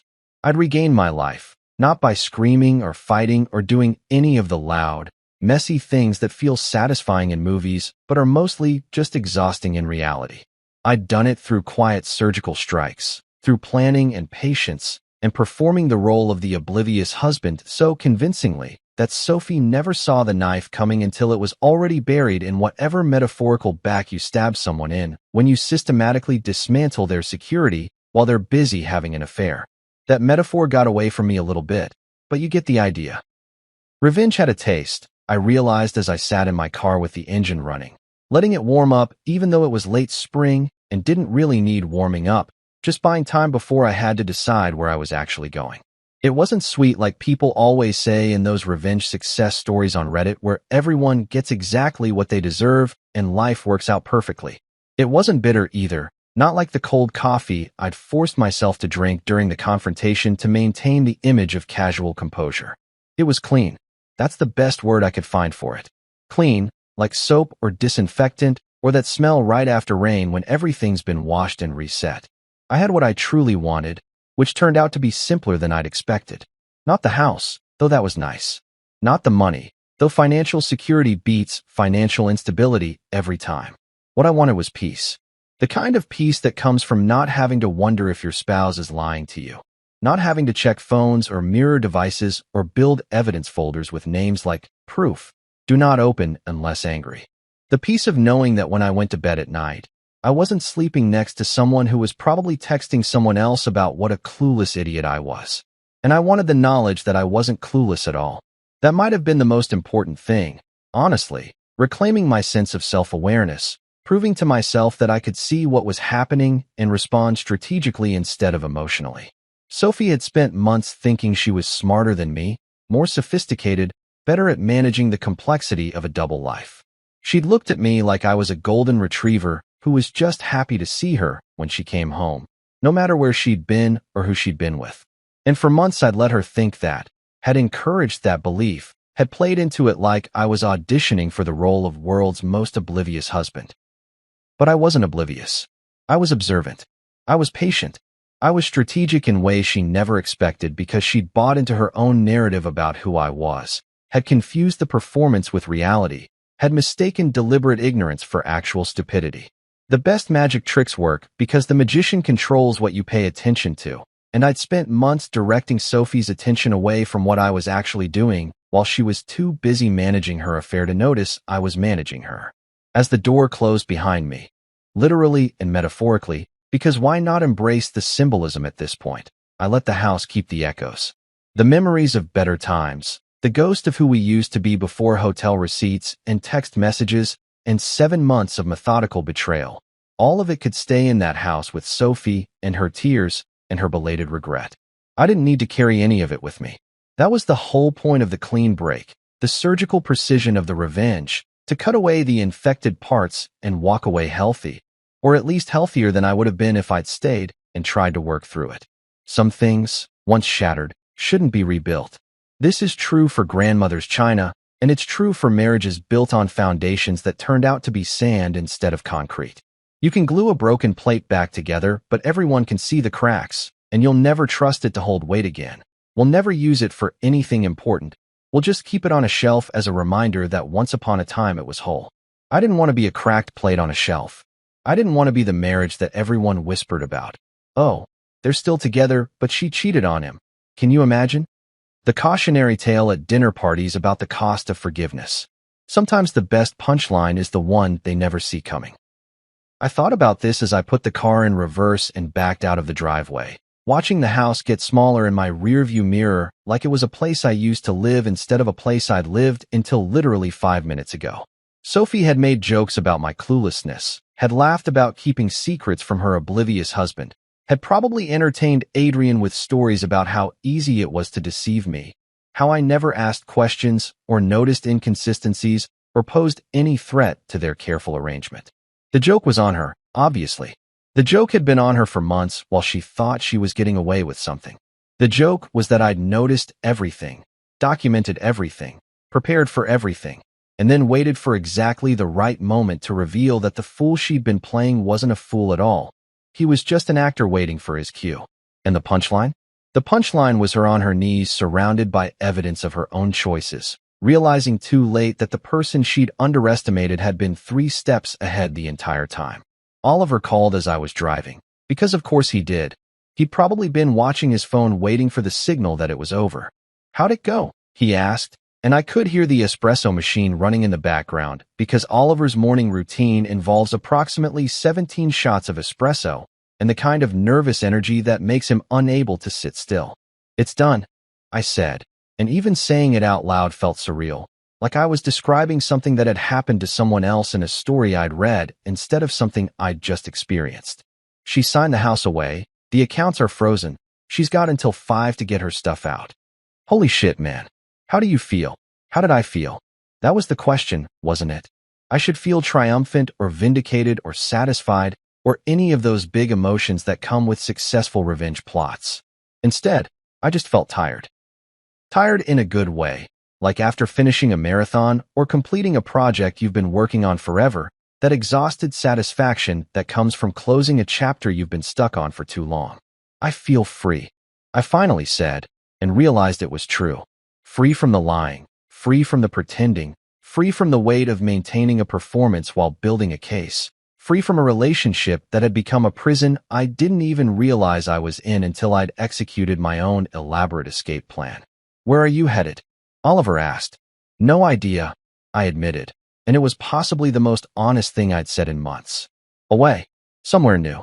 Somewhere that doesn't have hotel receipts and text messages and memories of someone who loved me before she decided I wasn't worth staying faithful to. You need a place to crash. My couch is available. It's not comfortable, but it's free and I make really good coffee." "You make terrible coffee," I corrected him. "You make espresso that tastes like anger and poor life choices. But yeah, I might take you up on that." I drove without a destination, which felt appropriately metaphorical for someone who'd just blown up their entire life in the most calculated way possible. The sun was coming up properly now, not just that pre-dawn grayness, but actual sunlight, and it occurred to me that I'd started and ended my marriage in a single morning. Started the ending, anyway, which had actually begun months ago when I'd first seen that text message calling me clueless. The revenge was complete. The plan had worked better than I'd hoped, honestly. Sophie was left with nothing she hadn't brought into the marriage herself, which wasn't much considering she'd spent most of her resources, emotional, financial, temporal, on an affair that had now cost her everything.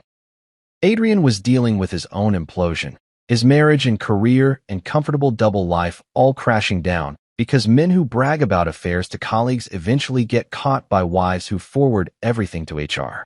And me? I was driving away from the wreckage with my dignity intact, my assets protected, and the satisfaction of knowing I'd outplayed someone who thought she was playing a game I didn't even know existed. It wasn't sweet. It wasn't bitter. It was just finished, finally, completely, irreversibly finished. "You need to move out. My sister is pregnant, and she can't have an outsider in my home." That's what my wife said. In my house. That I bought with my parents' life insurance. Look, I'm not saying I'm employee of the year material, but I'd been busting my ass for 6 solid months trying to land this promotion.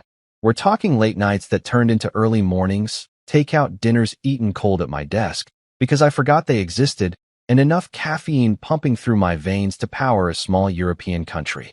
My sleep schedule was basically a suggestion at that point, and I'm pretty sure my coworkers thought I'd moved into the office because they kept finding me there at ungodly hours, squinting at spreadsheets like they held the secrets to eternal life. So when my boss finally called me into his office and told me the position was mine, I didn't just feel relieved. I felt vindicated. All those sacrifices, all those missed happy hours and canceled weekend plans, all the times I chose Excel over sleep, it had finally paid off. I wanted to celebrate properly, you know? Pop some champagne. Maybe go to that steakhouse downtown where they serve portions big enough to feed a family of 4. Really live it up for once. But my wife Lydia had other ideas. We should have a dinner party, she said, already scrolling through her contacts like she was assembling the Avengers. Nothing too fancy, just family. My parents would love to celebrate with us, and we haven't seen Carla and Dean in forever. The way she said us should have been my first red flag, but I was riding high on that promotion dopamine, so I agreed. Sure, why not? A nice family dinner sounded wholesome, normal even. I figured we'd eat some good food, accept some congratulations, maybe endure an awkward toast from my father-in-law Frank, and call it a night. So we went all out. I'm talking full Pinterest mom mode here. Lydia set the table with the fancy plates we got as wedding gifts and had literally never used because apparently we'd been saving them for some mythical special occasion that never came. She lit candles, the expensive ones that smell like autumn harvest or coastal breeze or whatever marketing genius comes up with those names. She even folded the napkins into those weird swan shapes that look impressive but are completely impractical. The whole setup looked like something out of a magazine spread, the kind where everything's so perfect you know nobody actually lives there. Her parents showed up first, because of course they did. Frank and Martha, the punctuality police, arrived exactly 15 minutes early like they always do, which meant we were still frantically arranging things while trying to make it look like we'd been calmly ready for hours. Then came Carla and Dean, my sister-in-law and her husband, who I'd always thought were relatively normal people. Dean worked in accounting, liked football, made decent small talk about the weather and gas prices, your standard, harmless brother-in-law type. Carla was a teacher, always talking about her students and their latest drama, which honestly could be entertaining in small doses. The dinner started off fine, I guess. We made it through the appetizers without incident, discussed the promotion with the appropriate level of enthusiasm, and I even managed to laugh at Frank's terrible dad jokes about climbing the corporate ladder and moving up in the world. Everything seemed perfectly normal, almost boring in that comfortable family dinner kind of way. I remember thinking, maybe this was a good idea after all. Then we got to dessert, and Lydia's mom started asking Carla about baby names, which was weird, because as far as I knew, Carla wasn't pregnant. But there she was, glowing and rubbing her belly with this serene smile, talking about Madison or Sophia, or one of those names that every other kid born in the last decade has.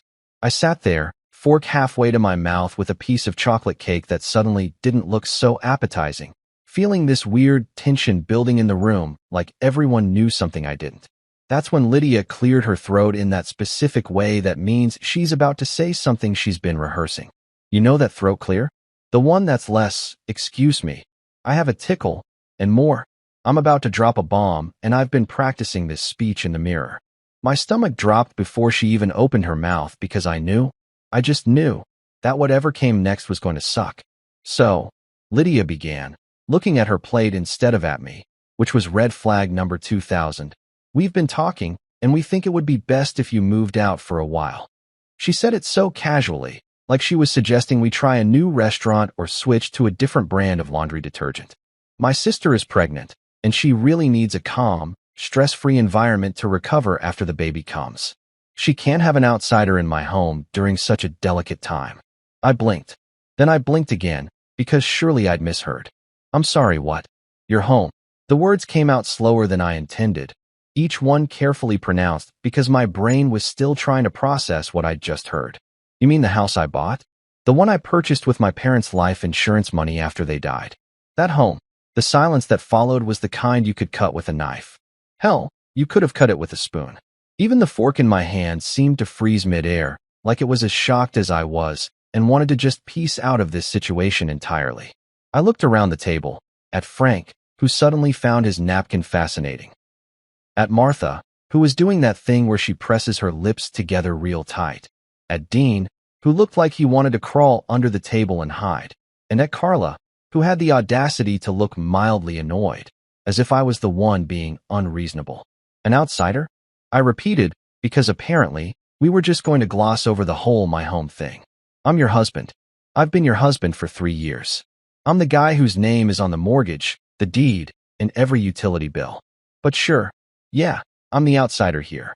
Lydia sighed like I was being difficult, like I was the one causing a scene at what was supposed to be MY celebration dinner. Don't be dramatic, she said.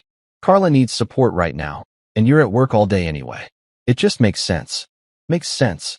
Those two words rattled around in my brain like marbles in an empty jar.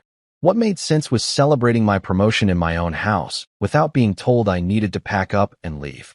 What made sense was my wife supporting me instead of conspiring with her family to kick me out. What made sense was literally anything other than what was happening right now. I set down my fork carefully, because at that moment, I didn't trust myself not to throw it across the room. Let me get this straight, I said, keeping my voice as level as possible. You invited me to a dinner party, to celebrate MY promotion, just to tell me I need to move out of MY house so your sister can have a calm environment? Did I wake up in the Twilight Zone? Is this punked? Where's Ashton Kutcher? Nobody laughed. Nobody even cracked a smile. They all just sat there looking at me like I was the problem, like I was being selfish for not immediately agreeing to this insane plan. And that's when it really hit me. This wasn't a spur-of-the-moment suggestion. This was planned, coordinated. They'd all discussed this before coming over, probably had a whole group chat about it, maybe even rehearsed their arguments. This entire dinner was an ambush disguised as a celebration, and I'd walked right into it like an idiot, holding a bottle of expensive wine and a smile. The chocolate cake sat untouched on my plate, mocking me with its perfect frosting swirls, while my promotion, my hard-earned, sleep-deprived, 6 months of hell promotion, became nothing more than background noise to the main event. My wife and her family trying to evict me from my own damn house. Best celebration ever. So apparently, the moment Carla peed on that little plastic stick and saw 2 pink lines, she was automatically upgraded to some kind of untouchable deity. I'm talking full-blown royal treatment here, like she'd been personally appointed by the Queen of England. Or maybe Beyoncé, since that seems to be Lydia's actual higher power. Suddenly, every conversation in my house revolved around what Carla needed, what Carla wanted, what would make Carla most comfortable during her delicate condition. Never mind that women have been having babies since, oh I don't know, the literal beginning of human existence, and most of them managed to do it without commandeering someone else's house, like it was a hostile corporate takeover. The morning after that disastrous dinner party, Lydia sat me down with this dead serious expression like she was about to explain quantum physics to a golden retriever. Carla needs to recover in a quiet space after the baby comes, she said, her hands folded in her lap, all prim and proper. Somewhere peaceful, away from stress and negative energy. The way she emphasized negative energy, while looking directly at me, made it pretty clear who she thought was the main source of said negativity. Spoiler alert, it was me, the guy who'd been stupid enough to think his own home was actually his own home. But here's where it got really good.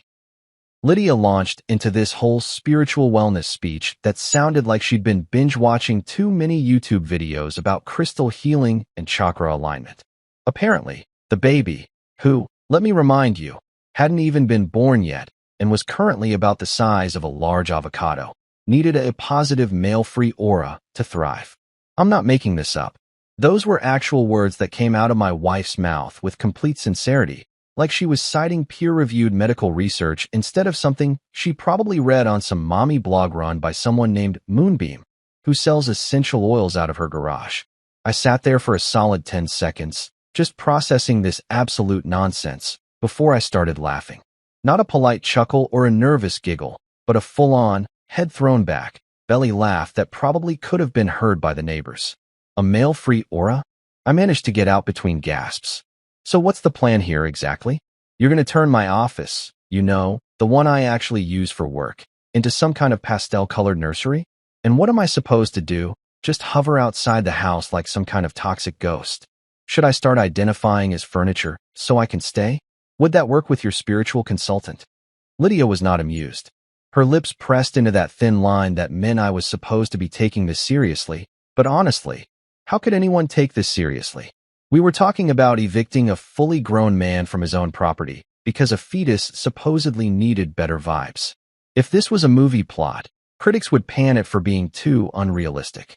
That's when Carla herself chimed in from the living room, where she'd apparently been lounging on MY couch, like Cleopatra on her barge. She placed one hand delicately on her stomach, which, by the way, barely even showed yet, and whispered in this breathy, martyr-like voice, "Stress isn't good for the baby." She said it like she was delivering the final line in an Oscar-worthy performance, all tragic and wounded, as if my very presence in my own house was somehow equivalent to exposing her unborn child to radioactive waste. "Oh, trust me," I shot back, unable to stop myself. "The baby's not the only one stressed right now. In fact, I'd venture to say the guy being kicked out of his own house might be experiencing just a teensy bit of stress too. But hey, what do I know? I'm just the outsider with the mortgage payments." Carla gasped like I'd just suggested drowning puppies, her hand flying to her chest in that dramatic way that would have made a soap opera actress proud. "How can you be so insensitive?" she breathed. "I'm carrying a life inside me. A precious, innocent life that deserves nothing but peace and harmony." "You know what else deserves peace and harmony?" I said, standing up because I couldn't sit still anymore. "The guy who bought this house with his dead parents' life insurance money. That guy would really appreciate some peace and harmony too, preferably in the home he legally owns and pays for every single month." Lydia shot me a look that could have frozen hell over. "Don't make this harder than it needs to be," she said in that condescending tone that made me want to bang my head against the wall. "We're all just trying to do what's best for the baby." "Harder? Harder? Lady, you were literally trying to evict me from property that had my name on the deed, and I was supposed to just smile and pack my bags like I was checking out of a hotel?" The audacity was truly breathtaking. I had to admire it, in a way. It took real confidence to tell someone to leave their own house and then act like they were the unreasonable one for objecting.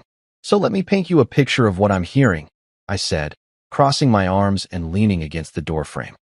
"Carla here, who has her own house with her own husband, needs to move into MY house because apparently her house doesn't have the right feng shui or whatever. And I, the actual owner of this property, need to find somewhere else to live because my masculine energy is apparently toxic to a fetus. Do I have that right? Is that the game plan we're going with?" Lydia sighed heavily, like I was a difficult child who wasn't understanding simple instructions. "It's not forever," she said, as if that made it better. "Just until the baby is born and Carla gets back on her feet. A few months, tops." "A few months," I repeated flatly. "And where exactly am I supposed to live during these few months? Should I pitch a tent in the backyard? Maybe sleep in my car? Ooh, I know. I could rent a motel room with my promotion money, the money I earned from that job I've been killing myself at. That sounds fun and financially responsible." "You could stay with your brother," Lydia suggested, like she'd really thought this through and had all the answers. "Or get a short-term apartment lease. Lots of people do it. Lots of people do it," I echoed, feeling my blood pressure rising to dangerous levels. "Lots of people get kicked out of their own homes by their wives so their pregnant sisters-in-law can play house. Is that a common thing now? Is there a support group I should join?" Carla made this wounded noise from the couch, her eyes getting all watery like she was about to cry. "I didn't realize I was such a burden," she said softly, because of course she was going to play the victim card. "I just thought family was supposed to help each other. But if my presence is such an inconvenience—" "Oh no, don't do that," I said, holding up my hand. "Don't twist this around like I'm the bad guy here. Your presence isn't the problem. The problem is that you want to move into my house and kick me out of it. Those are two very different things. If you wanted to visit for a weekend, great. If you needed help with something, awesome. But taking over my entire house and treating me like I'm trespassing? That's not family helping each other. That's a hostile takeover with a pregnancy as the excuse." Lydia stood up then, her jaw set in that stubborn way that meant this argument was far from over. "We're doing this," she stated flatly. "Carla needs us, and we're going to be there for her. If you can't understand that, then maybe you need to take a long look at what kind of person you really are." And there it was, the emotional manipulation cherry on top of this absurd sundry. Suddenly, I wasn't just refusing to give up my house. I was failing some kind of moral test, proving myself to be selfish and uncaring. Never mind that I'd worked my ass off for months to get a promotion we both benefited from. Never mind that I'd bought this house in the first place, creating a home for us with money that came from the worst moment of my life. None of that mattered now because I wasn't willing to become homeless for the royal fetus and its mother. I looked at my wife, really looked at her, and wondered when exactly she decided that her sister's comfort was more important than her husband's basic right to live in his own home. When had that shift happened? Had it always been there, lurking under the surface, just waiting for the right excuse to emerge? Wow, I finally said, because what else was there to say? Just wow. The next morning, I woke up hoping that maybe, just maybe, the previous night had been some kind of stress-induced fever dream brought on by too much work and not enough sleep. You know that feeling when you wake up after a nightmare and you're like, thank God none of that was real. Yeah, I was really banking on that. But nope. Reality came crashing back the moment I smelled bacon cooking downstairs and heard Lydia humming in the kitchen. And not just any humming. She was humming Independent Women by Destiny's Child. That song about throwing your hands up at me, buying her own diamonds and rings, and basically not needing a man for anything. The irony was so thick I could have spread it on toast. Here was my wife, humming about financial independence in the house that I bought with my money, cooking breakfast with groceries I paid for, getting ready to kick me out so her sister could move in rent-free. Beyoncé would be so proud. I laid there for a solid 5 minutes, staring at the ceiling, wondering if this was actually my life or if I'd somehow stumbled into an alternate dimension where logic didn't exist and married men got evicted from their own homes for having the audacity to possess testosterone. I dragged myself out of bed and headed downstairs, still clinging to some stupid hope that maybe we could have a rational conversation about this whole situation. Maybe in the light of day, with some coffee and a clear head, Lydia would realize how absolutely insane this plan was. Maybe she'd laugh and say, "Oh my God, what were we thinking last night? That was crazy. Let's forget the whole thing." Spoiler alert, that's not what happened. She was standing at the stove, flipping pancakes like everything was totally normal, like she hadn't just tried to evict her own husband the night before. She was wearing my old college t-shirt and her hair was up in one of those messy buns that somehow looked cute on her. And for a second, just a second, I remembered why I'd married her in the first place. Then she smiled at me and said, "Good morning, babe. Sleep well?" And the illusion shattered completely because apparently we were just going to pretend that last night didn't happen. "Actually, no," I said, pouring myself a cup of coffee that I desperately needed if I was going to survive this conversation. "I didn't sleep well. Turns out getting kicked out of your own house really messes with your REM cycles. Who knew?" I couldn't help the sarcasm. It was my default defense mechanism at this point, the only thing keeping me from completely losing it. Lydia set down her spatula and turned to face me with this patient expression, like she was a kindergarten teacher dealing with a difficult child who wouldn't share his crayons. "You're being dramatic again," she said, shaking her head. "We talked about this. It's just temporary. It's not that big of a deal." "Not that big of a deal," I repeated, taking a long sip of my coffee because I needed a second to process the sheer audacity of that statement. "Right? Yeah, getting kicked out of the house you own is totally no big deal. Happens all the time. I bet there's a whole subreddit dedicated to it. Maybe I should start a blog. 30 Days of Homelessness, brought to you by my in-laws." She rolled her eyes, which was apparently her new favorite response to anything I said. "Stop being sarcastic. You're not going to be homeless.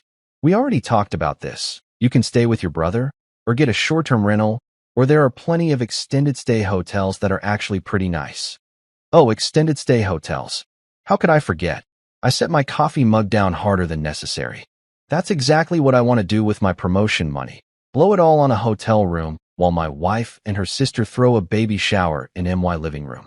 That sounds like a fantastic use of my resources." "It's not forever," Lydia said, turning back to the pancakes. "You can move back in after Carla has the baby and get settled.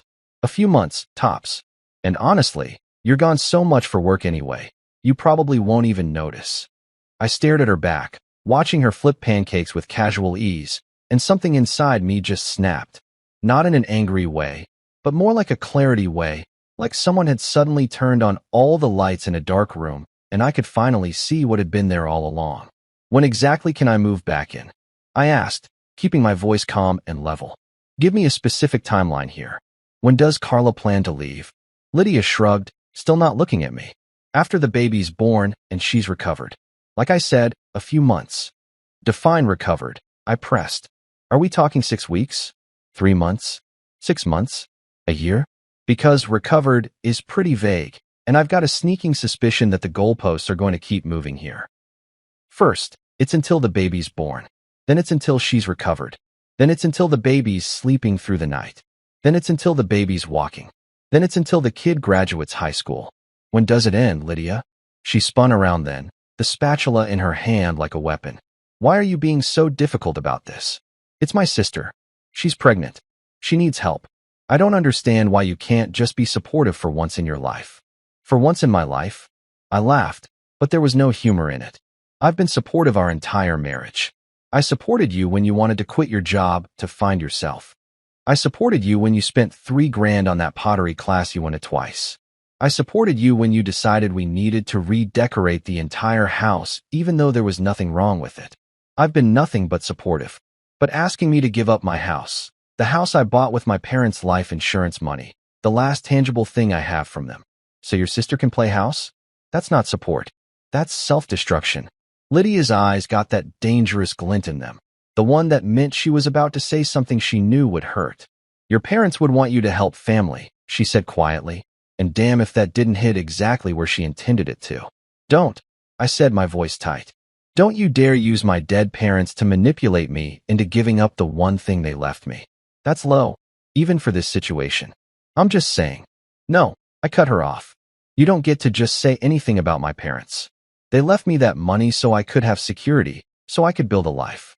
They didn't leave it to me so I could fund your sister's extended vacation in a house that she has zero claim to.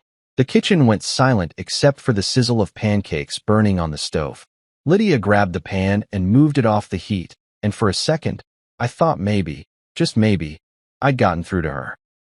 Maybe she'd realize how messed up this whole situation was. Instead, she set the pan down and said, "You can stay until next week. That should give you enough time to find somewhere to go." I nearly choked on my coffee. Next week? Oh, fantastic. A whole 7 days to pack up my life and find a new place to live. That's so generous of you. Should I send you a thank you card? Maybe some flowers? A fruit basket? Stop being sarcastic, she snapped, which was hilarious because sarcasm was literally the only thing keeping me sane at this point. I'm trying to be reasonable here. Most people would just tell you to leave immediately. Most people, I said slowly, wouldn't be kicking their spouse out of a house that spouse legally owns. Most people would recognize that this is completely insane. Most people would tell their pregnant sister to stay in her own damn house with her own damn husband. Lydia crossed her arms, her jaw set in that stubborn way I'd come to recognize over the years. Carla's house is too small. Dean works from home, and she needs quiet. They don't have a nursery set up. We have the space here. It makes sense. It makes sense, I repeated, feeling like I was stuck in some kind of absurdist play. Okay, let's logic this out. Carla and Dean have their own house. A house they presumably bought or rent because they're adults with jobs. But their house is too small and doesn't have a nursery. So the obvious solution is for them to take over MY house, kick me out, and turn MY office into their nursery. Do I have that right? Is that the master plan? You're oversimplifying things, Lydia said, but she couldn't quite meet my eyes. No, I'm actually simplifying them perfectly, I shot back. You're overcomplicating things by inventing reasons why your sister, who is a grown woman with her own home and husband, needs to move into our house and displace me in the process. If she needs help after the baby's born, cool, I'm all for it. She can visit. We can bring meals. We can babysit. There are approximately 800 different ways to support a new mom that don't involve evicting me from my own property. It's not just my decision, Lydia said, which was a new one. My parents think it's a good idea too. Even Dean agrees. Oh, Dean agrees, I said flatly. The guy who gets to keep living in his own house agrees that I should give up mine. Yeah, I bet he's really torn up about it. I bet he's just devastated that I have to leave while he gets to stay comfortable. The sacrifice must be killing him. Lydia grabbed a plate and started stacking pancakes on it with more force than necessary. Fine. If you feel that way, then fine. But you're still leaving next week. This isn't up for discussion anymore. And there it was. The conversation was over, decided, done. No more debate, no more discussion, just a unilateral declaration that I needed to get out of my own house by next week. I stood there in my kitchen, drinking my coffee, watching my wife make breakfast like she hadn't just given me an eviction notice, and I thought about how quickly things could fall apart. One promotion, one dinner party, one pregnancy announcement, and suddenly I was the outsider in my own home, counting down the days until I had to pack up and leave. Should I book a U-Haul? I asked, my voice dripping with sarcasm. Or just pack myself into a suitcase? I want to make sure I'm following proper eviction protocol here. Lydia didn't even look up from her pancakes. Whatever you think is best, she said. And somehow, that was even worse than if she'd yelled. That evening, Lydia's parents showed up at the house unannounced, which should have been my first clue that this wasn't going to be a casual visit. Frank and Martha didn't just drop by without a reason. These were people who scheduled their bathroom breaks and planned their grocery trips with military precision. So when I heard the doorbell ring at exactly 7 o'clock, because of course it was exactly 7, and saw them standing on the porch looking all serious and official, I knew I was about to get ambushed for the second time in as many days. We need to talk, Frank said as he walked through the door, not even waiting for an invitation. He was wearing his serious dad outfit, khakis, a polo shirt, and those ridiculous white New Balance sneakers that every middle-aged dad apparently gets issued upon turning 50. Martha followed behind him, carrying what looked like a casserole dish, because apparently we were going to have an intervention with a side of green bean casserole. Nothing says, we're about to tell you how to live your life, quite like uninvited dinner. Lydia ushered them into the living room like she'd been expecting them, which she probably had been because this whole thing reeked of coordination. I stood in the doorway, still holding the beer I'd opened approximately 30 seconds before they arrived, watching this scene unfold and wondering if this was what it felt like to be on trial. Should I hire a lawyer? Was I allowed to have legal representation at a family meeting? Could I plead the fifth? Frank settled himself into my favorite armchair, naturally, and adjusted his glasses in that way that meant he was about to deliver a lecture. Martha perched on the edge of the couch, her hands folded in her lap, looking like she was about to lead a prayer circle. Lydia sat next to her mother, and the three of them stared at me expectantly, waiting for me to sit down so they could begin whatever fresh hell they had planned. So, I said, staying exactly where I was because screw it, this was still my house for another few days. Is this an intervention? Should I be worried? Are we about to talk about my feelings? I took a sip of my beer, maintaining eye contact with Frank because I wasn't about to let him think he had the upper hand here. Frank cleared his throat importantly, like he was about to deliver the State of the Union address. Son, he began, which was already annoying because I wasn't his son and we both knew it. We need to discuss this situation with Carla. I think there's been some misunderstanding about what we're asking of you. Oh, there's been no misunderstanding, I said cheerfully. You want me to move out of my house so your pregnant daughter can move in. I understood that perfectly. Crystal clear, actually. I'd say the communication was excellent. Martha made this little tootang sound with her tongue, the one that said she thought I was being difficult. There's no need for that tone, she said gently, which somehow made it worse than if she'd just been openly hostile. We're all family here. We should be able to talk about this calmly. You're right, I agreed, setting my beer down on the coffee table without using a coaster because I was feeling petty. Let's talk about it calmly. Let's calmly discuss why everyone thinks it's totally reasonable for me to give up the house I bought with my dead parents' money so that your daughter, who has her own house, her own husband, and presumably her own furniture, can set up camp here instead. Frank held up his hand like he was directing traffic. Now, let's not get emotional about this. Let's look at the facts. Carla is pregnant. Pregnant women need comfort and support during a very vulnerable time in their lives. Surely you can understand that. Oh, absolutely, I said, nodding enthusiastically. I totally understand that pregnant women need comfort and support. What I don't understand is why that comfort and support has to happen in MY house at the expense of MY living situation. See, that's the part that's tripping me up. Help me understand the logic here, Frank. He shifted in his seat, clearly not expecting pushback. Frank was used to people just nodding along with whatever he said, probably because most people didn't want to deal with the headache of arguing with him. But I was already living in Headache Central, so what did I have to lose? It's not about logic, Martha chimed in, leaning forward with her hands clasped. It's about family. It's about being there for each other when times are hard. Carla shouldn't have to feel like a guest in her condition. She needs to feel safe and secure and welcome. Safe and secure and welcome, I repeated slowly. Got it. and me feeling safe and secure and welcome in the house I actually own. That's not important? Or does that not count because I'm just the guy who signs the mortgage checks? You're being deliberately obtuse, Frank said, his patience clearly wearing thin. Nobody's saying you don't matter. We're saying that right now, in this moment, Carla's needs take priority. It's temporary. A few months. Surely you can make that sacrifice for family. Here's what I'm hearing, I said, starting to pace because I couldn't sit still anymore. I'm hearing that when Lydia needs something, we use my house. When Lydia's sister needs something, we use my house. When Lydia's parents want to have this little intervention, we use my house. But when I need something, like, oh, I don't know, a place to live, suddenly we need to talk about sacrifice and priorities and family obligations.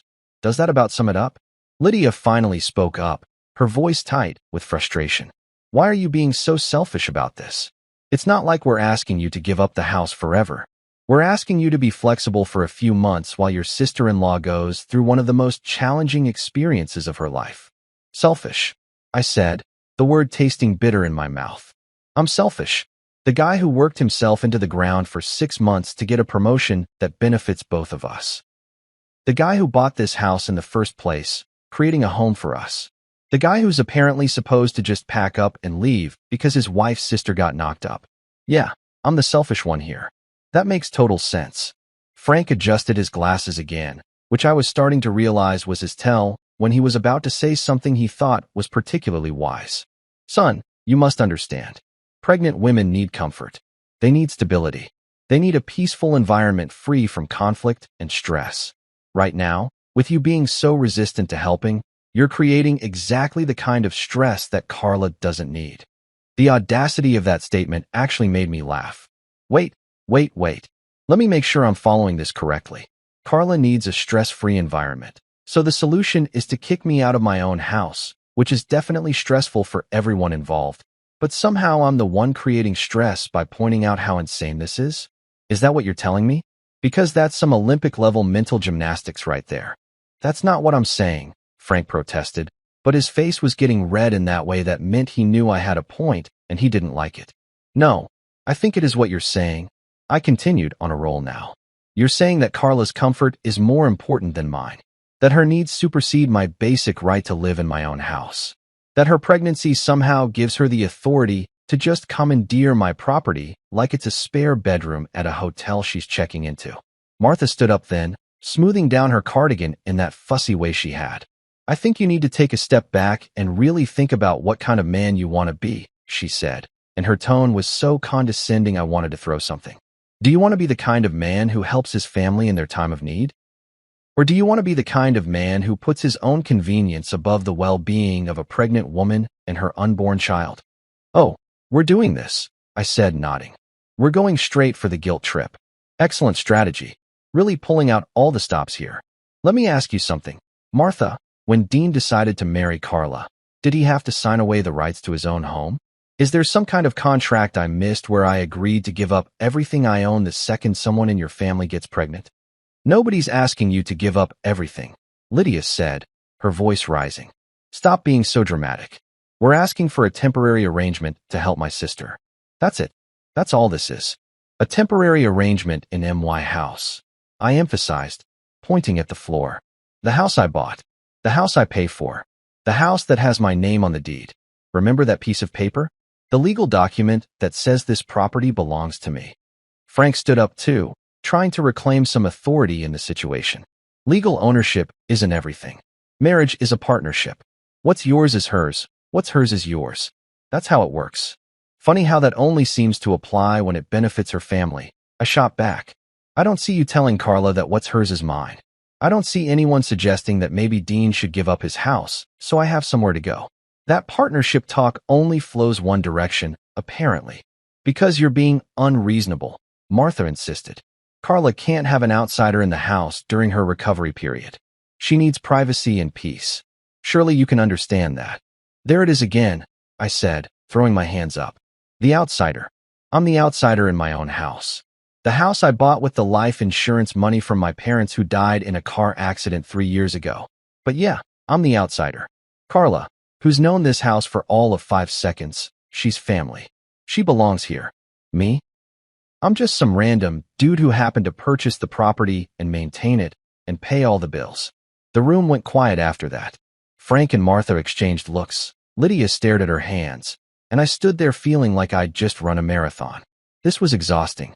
Fighting with my wife was exhausting. Fighting with her parents was exhausting. The whole situation was one giant, exhausting mess that I never asked for and didn't know how to fix. Dean, bless him, had been sitting silently in the corner this entire time, probably wishing he was literally anywhere else. Smart man. He hadn't said a single word, just sat there looking uncomfortable while his wife's family tried to strong-arm me into homelessness. I almost respected him for keeping his mouth shut. At least he had the sense to stay out of this dumpster fire. I installed the central air in this house, I said finally, my voice quieter now, but no less firm. Last summer, when it was 95 degrees and Lydia was miserable, I paid for it out of pocket, $3,000 that I saved up for months. And you know what? I didn't ask anyone's permission. I didn't call a family meeting. I just did it because it was my house and I wanted my wife to be comfortable. That's what you do when you own something. You invest in it. You take care of it. You make it better. Frank started to say something, but I held up my hand. I'm not finished. I'm just trying to wrap my head around how we went from me owning this house to me being an outsider in it. That's a pretty big leap, and I'd love to understand the thought process that got us here. After sitting through what felt like an hour of circular logic and emotional manipulation disguised as family values, I'd had enough. There's only so much nonsense a person can take before something inside them snaps, and I'd officially reached my limit. While Frank droned on about sacrifice and Martha nodded along like a bobblehead, I quietly excused myself and walked to my study, leaving them to continue their little intervention without me. I could hear Lydia calling after me, asking where I was going, but I didn't answer. I had a point to make, and I was going to make it in the most dramatic, satisfying way possible. My study was my sanctuary, the one room in the house that was completely mine. I had my desk in there, my books, my diplomas on the wall, and most importantly, my filing cabinet where I kept all the important documents. I unlocked the bottom drawer and pulled out the folder I needed, the one containing the property deed, mortgage documents, and all the paperwork that proved beyond any shadow of a doubt that this house belonged to me. Not to Lydia, not to her family, not to the royal fetus and its mother, just me. I walked back into the living room holding that folder like it was Excalibur, and I was about to pull it from the stone. Everyone stopped talking and looked at me, probably wondering if I was about to have a complete breakdown. Honestly, I was wondering the same thing, but I was too committed to the bid at this point to back down now. I opened the folder, pulled out the property deed with its fancy embossed seal and official-looking signatures, and laid it gently on the coffee table in front of Frank and Martha. It was a power move, sure, but sometimes you've got to fight absurdity with drama. Quick question, I said, my voice unnaturally calm considering the rage simmering just below the surface. I was smiling too, which probably made me look slightly unhinged, but I didn't care. Can someone do me a favor and read the name on this document? Out loud. For the whole class. Frank leaned forward, squinting at the paper through his glasses. His face was doing this interesting journey from confused to uncomfortable to something that looked suspiciously like, oh crap, we didn't think this through. Martha picked up the deed and held it closer, like maybe if she adjusted the distance it would say something different. Carla, who'd been lounging on the couch like Marie Antoinette, suddenly sat up straighter and blinked at the paper like she was trying to decode ancient hieroglyphics. The silence was absolutely golden. I could practically hear the gears grinding in their heads as they tried to figure out how to spin this in a way that still made me the bad guy. It was like watching people try to solve a Rubik's Cube while wearing oven mitts. Technically possible, but ultimately futile and painful to watch. That's right, I said, letting my smile widen into something that definitely crossed the line into slightly manic territory. That name you see right there? The one that's printed in official, legal, can't argue with it text? That's mine. All mine. Not Lydia's. Not Mr. and Mrs. Not the family. Just me. Solo. Population 1. I pointed at the deed for emphasis, even though everyone was already staring at it like it had personally betrayed them. I bought this house with my parents' life insurance money. You know, the money I got after they died in a car accident 3 years ago. The money that was literally the only thing I had left of them besides photographs and grief. Yeah, I used that money, every single penny of it, to buy this house. This house that we're currently sitting in. This house that apparently everyone thinks belongs to the collective family consciousness instead of the guy whose name is on the legal documents. Frank opened his mouth, probably to launch into some speech about how legal ownership doesn't matter when it comes to family or some other Hallmark card nonsense. But I held up my hand. Before we start talking about technicalities and semantics and how it's not about ownership, it's about what's right, let me just say this. It is absolutely about ownership. That's literally what ownership means. I own this house. I pay the mortgage every month. I pay the property taxes. I pay for the utilities, the maintenance, the repairs, and that one time the water heater exploded and flooded the basement. Me. Not we. Not us. Me. Lydia made this sputtering sound from her corner, like a car engine trying and failing to start. That's just a technicality, she managed to get out, and I almost laughed because of course that's where she'd go with this. When facts don't support your argument, just call them technicalities and move on. A technicality? I repeated, picking up the deed and holding it up like Simba in The Lion King. This isn't a technicality. This is a legal document. This is proof of ownership. This is the thing that says when the property tax bill comes, my name is on it. When something breaks, I'm responsible for fixing it. When the mortgage payment is due every month, it comes out of my account. Those aren't technicalities. Those are facts. Cold, hard, legally binding facts.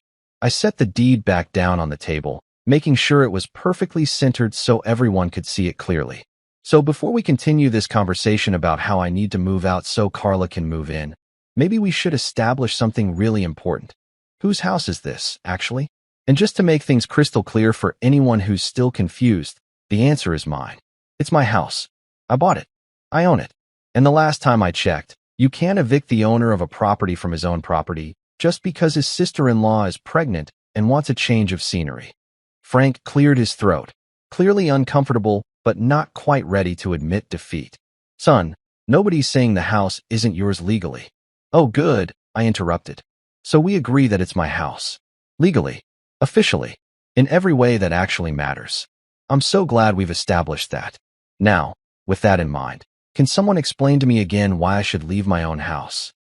Use small words, because apparently I'm too stupid to understand why the person who owns the house should be the one to leave it. Carla made a soft whimpering sound, her hand flying to her stomach in that dramatic gesture that was starting to feel like a nervous tic. I can't believe you're being so cruel about this, she whispered. I thought family meant something to you. Family does mean something to me, I said. That's why I used my parents' life insurance, the last thing they ever gave me, to buy a house where I could build a life and maybe, someday, have a family of my own. But apparently, that family I was planning to build includes being homeless for an indeterminate amount of time while my wife's sister treats my property like an Airbnb. I looked directly at Lydia. Tell me how that's supposed to work exactly. 2 days later, I came home from work already mentally exhausted from back-to-back meetings and a presentation that had gone way longer than it should have. All I wanted was to walk through my front door, kick off my shoes, collapse on the couch, and maybe order some Chinese food while watching whatever mindless garbage was on TV. Simple pleasures, you know? The kind of basic human comfort that everyone deserves after a long day.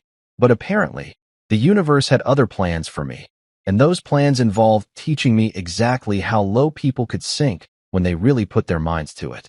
I walked up to my front door, fishing my keys out of my pocket like I'd done 1,000 times before, and slid the key into the lock. Except it didn't slide.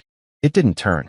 It didn't do anything except sit there, useless and mocking, refusing to grant me entry into my own damn house. For a solid 10 seconds, I just stood there, jiggling the key and wondering if maybe I'd somehow broken it, or if the lock had frozen, or if I was having a stroke and had forgotten how keys worked. Then reality hit me like a freight train made of audacity and spite. They'd changed the locks. My wife had actually changed the locks on my own house while I was at work, like I was some kind of tenant who'd stopped paying rent instead of the guy whose name was on the property deed. I tried the key again, just to make absolutely sure I wasn't losing my mind. But nope, same result. The key that had worked perfectly fine that morning was now about as useful as a chocolate teapot. For a second, I genuinely thought maybe I'd gone to the wrong house. I actually looked around, checking the address numbers and the mailbox, making sure this was really my place. Yep, same house number. Same ugly garden gnome that Lydia had insisted we needed for curb appeal, even though it looked like something out of a nightmare. Same driveway with the crack in the concrete that I kept meaning to fix. This was definitely my house. I just apparently wasn't allowed inside it anymore. That's when I saw movement in the front window, and my blood pressure spiked so fast I'm surprised I didn't have an aneurysm right there on my own porch. It was Carla, standing there behind the curtain, and I swear to God she was smirking. Not a subtle little smile, but a full-on Disney villain smirk, the kind that said, "I've won and you've lost, and there's nothing you can do about it." She looked like Scar from The Lion King right after he pushed Mufasa off the cliff, absolutely radiating smug satisfaction. I walked closer to the window, my briefcase still in my hand, trying to process what I was seeing. Carla didn't even have the decency to look ashamed or uncomfortable. She just stood there, one hand on her belly like she was cradling the Holy Grail itself, watching me with this expression that can only be described as triumphant. "You can't throw out a pregnant woman," she yelled through the glass, her voice muffled but still plenty audible. The audacity of that statement almost made me laugh. Almost. I was too busy being absolutely furious to appreciate the irony. "You mean from my house?" I yelled back, gesturing broadly at the structure around us. "The house I bought. The house with my name on the deed? That house. Because last time I checked, you can't throw someone out of a house they don't live in, and you definitely can't change the locks on someone else's property." But Carla just smiled wider and slammed the window shut, disappearing behind the curtains like some kind of villain retreating to her lair after delivering a dramatic monologue. I stood there on my own front porch, briefcase in one hand, useless keys in the other, staring at my closed and locked front door, and thought about how absolutely surreal my life had become. This wasn't just crossing a line. This was taking a running leap over the line, doing a backflip, and landing in a completely different zip code where apparently laws and common decency didn't exist. I walked back to my car in a daze, my brain trying to catch up with what had just happened. They'd actually done it. They'd actually changed the locks and locked me out of my own house. Not asked me to leave. Not waited for me to find another place. Just straight up changed the locks while I was at work, like I was some kind of squatter instead of the homeowner. I sat in my car in my own driveway, staring at my own front door that I could no longer open, and had what I can only describe as an out-of-body experience. Was this real life? Had I somehow stumbled into an alternate dimension? Was I being punked by some elaborate hidden camera show? I looked around for camera crews, but found nothing except my neighbor Mrs. Henderson peeking through her curtains, probably wondering why I was sitting in my car instead of going inside my house like a normal person. The worst part wasn't even being locked out. The worst part was the sheer boldness of it all. Lydia hadn't even warned me. No text, no phone call, no, "Hey honey, just a heads up, we're changing the locks today because we're insane." Just boom. Come home from work to find yourself homeless. It was like being fired, except instead of losing your job, you lost your house. And instead of getting a severance package, you got a sister-in-law smirking at you through your own window. I pulled out my phone, my hands shaking slightly from a mixture of rage and disbelief, and stared at the screen for a solid minute before I decided what to do. I could call Lydia and scream at her, which would probably feel good in the moment, but wouldn't actually solve anything. I could try to break into my own house, which seemed insane but was technically legal since I owned it. Or I could do what any rational person would do when they've been illegally locked out of their own property: call the cops. So I sat there in my car, in my driveway, looking at my house that I bought with my dead parents' insurance money, my house that I'd spent 3 years maintaining and improving and paying for, and thought about how I'd really married the landlord of hell. Lydia wasn't just kicking me out. She was staging a hostile takeover with her pregnant sister as the figurehead and her parents as the board of directors. It was corporate warfare, except the corporation was my marriage and the hostile takeover was my living room. I dialed 911, and when the operator answered, I took a deep breath and said the most surreal sentence I'd ever spoken. "Hi. Yes, I need to report that I've been locked out of my own house. By my wife and her pregnant sister. Yes, I'll hold. Welcome to rock bottom, population me." The police showed up about 20 minutes later, which felt like an eternity when you're sitting in your car staring at your own front door like it's some kind of abstract art piece you're trying to understand. 2 officers stepped out of the patrol car, a tall guy who looked like he'd seen everything, and a younger woman who was already pulling out a notepad like she knew this was going to be a story worth documenting.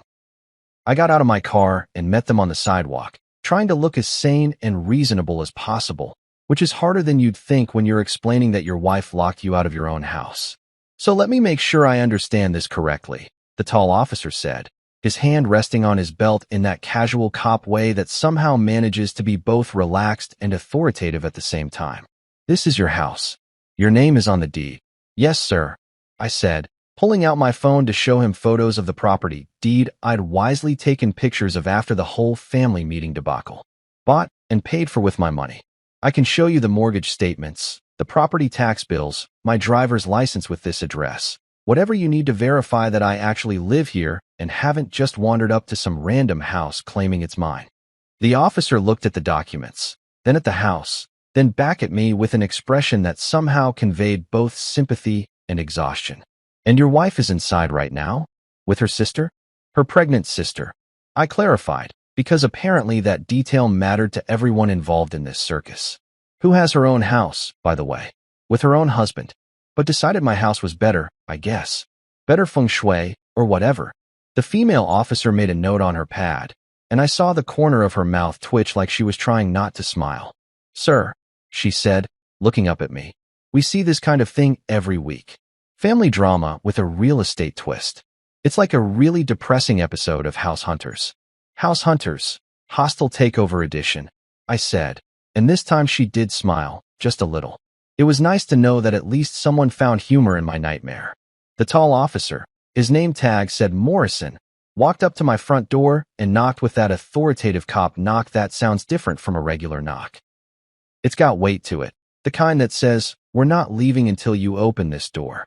I stood behind him, still holding my briefcase like a security blanket, watching my own front door and wondering what fresh hell was about to unfold. Lydia opened the door, and I watched her face go through an entire journey of emotions in about 2 seconds flat. Surprise, then recognition, then this calculated transformation into the most delicate, fragile flower you've ever seen. Her whole demeanor changed, shoulders slumped, voice going soft and worried, eyes getting all wide and innocent. If there were Olympic medals for sudden personality changes, she would have taken gold. Officers, she said breathlessly, one hand flying to her chest like she was clutching pearls she wasn't wearing. Please, you have to understand. He's stressing out my pregnant sister. She's in a very delicate condition, and we just need some peace and quiet. The doctor said stress isn't good for the baby. I rolled my eyes so hard I'm surprised they didn't fall out of my head and roll down the driveway. Of course she was playing the stressed pregnant sister card. Of course that was the angle. Because nothing says, we're the victims here, quite like locking the homeowner out of his own property. Officer Morrison's expression didn't change at all. He'd clearly seen this exact performance before, probably multiple times. Ma'am, he said in a tone that was professional but had zero patience in it.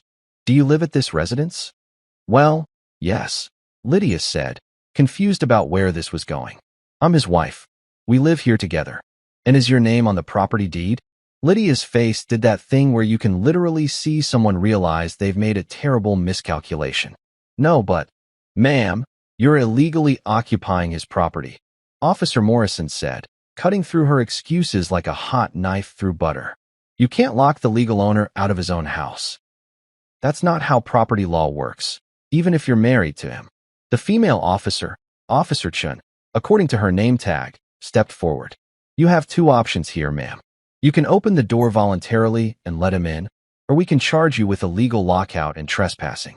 Your choice, but I'd recommend option 1. I stood there sipping my coffee that I'd grabbed from my car's cup holder, watching this unfold like it was the season finale of my favorite legal drama. This was better than anything on TV. This was justice in real time, and it tasted like cheap gas station coffee and vindication. From somewhere inside the house, I heard Carla wail like someone had just told her Christmas was canceled. This is discrimination, she shrieked, her voice carrying through the open door. You can't do this to a pregnant woman. I have rights. Officer Chen raised an eyebrow. Ma'am, you have the right to stay in your own home, which, according to these documents, is not this one. What you don't have is the right to illegally occupy someone else's property and change the locks. But my sister needs me. Carla appeared in the doorway now, full dramatic mode engaged, both hands on her belly, like she was protecting the baby from the evil police who were apparently persecuting pregnant women for sport. The baby needs a calm environment. You're going to cause me to go into early labor. You're 6 months pregnant, I pointed out, because I couldn't help myself. That's not how early labor works. Also, you know what's calm? Your own house. The one you have. With your husband in it. Morrison turned to me with an expression that clearly said, "Please let us handle this." But I could see the hint of amusement in his eyes. He turned back to Lydia. "Ma'am, I'm going to ask you one more time. Are you going to let the property owner into his own house? Or are we going to have a problem here?"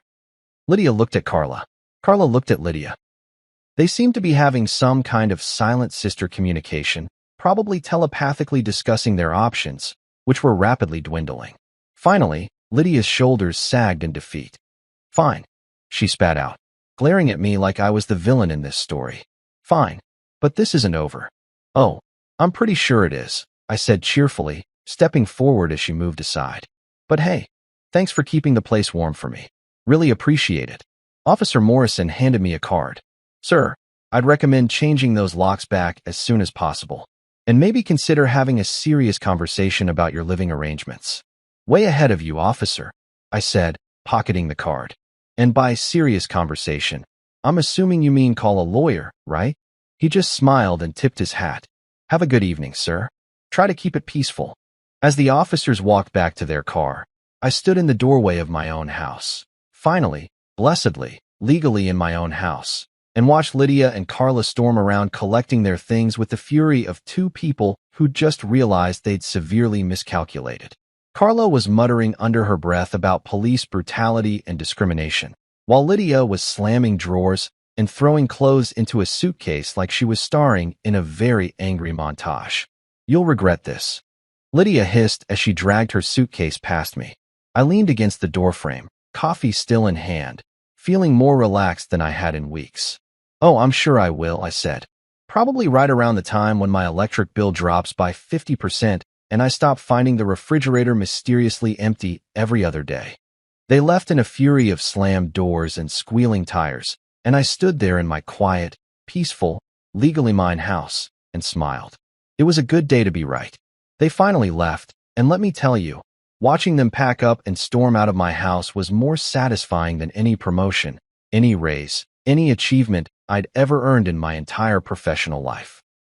Lydia was throwing stuff into suitcases like she was trying to set a world record for aggressive packing, her face red and furious, muttering things under her breath that I'm pretty sure would have made a sailor blush. Carla was doing her wounded gazelle routine, limping around like the victim of some great injustice, clutching her belly and sighing dramatically every 30 seconds in case anyone forgot she was pregnant for even a moment. The whole production took about 45 minutes, which felt like watching the world's angriest, slowest-moving tornado tear through my house.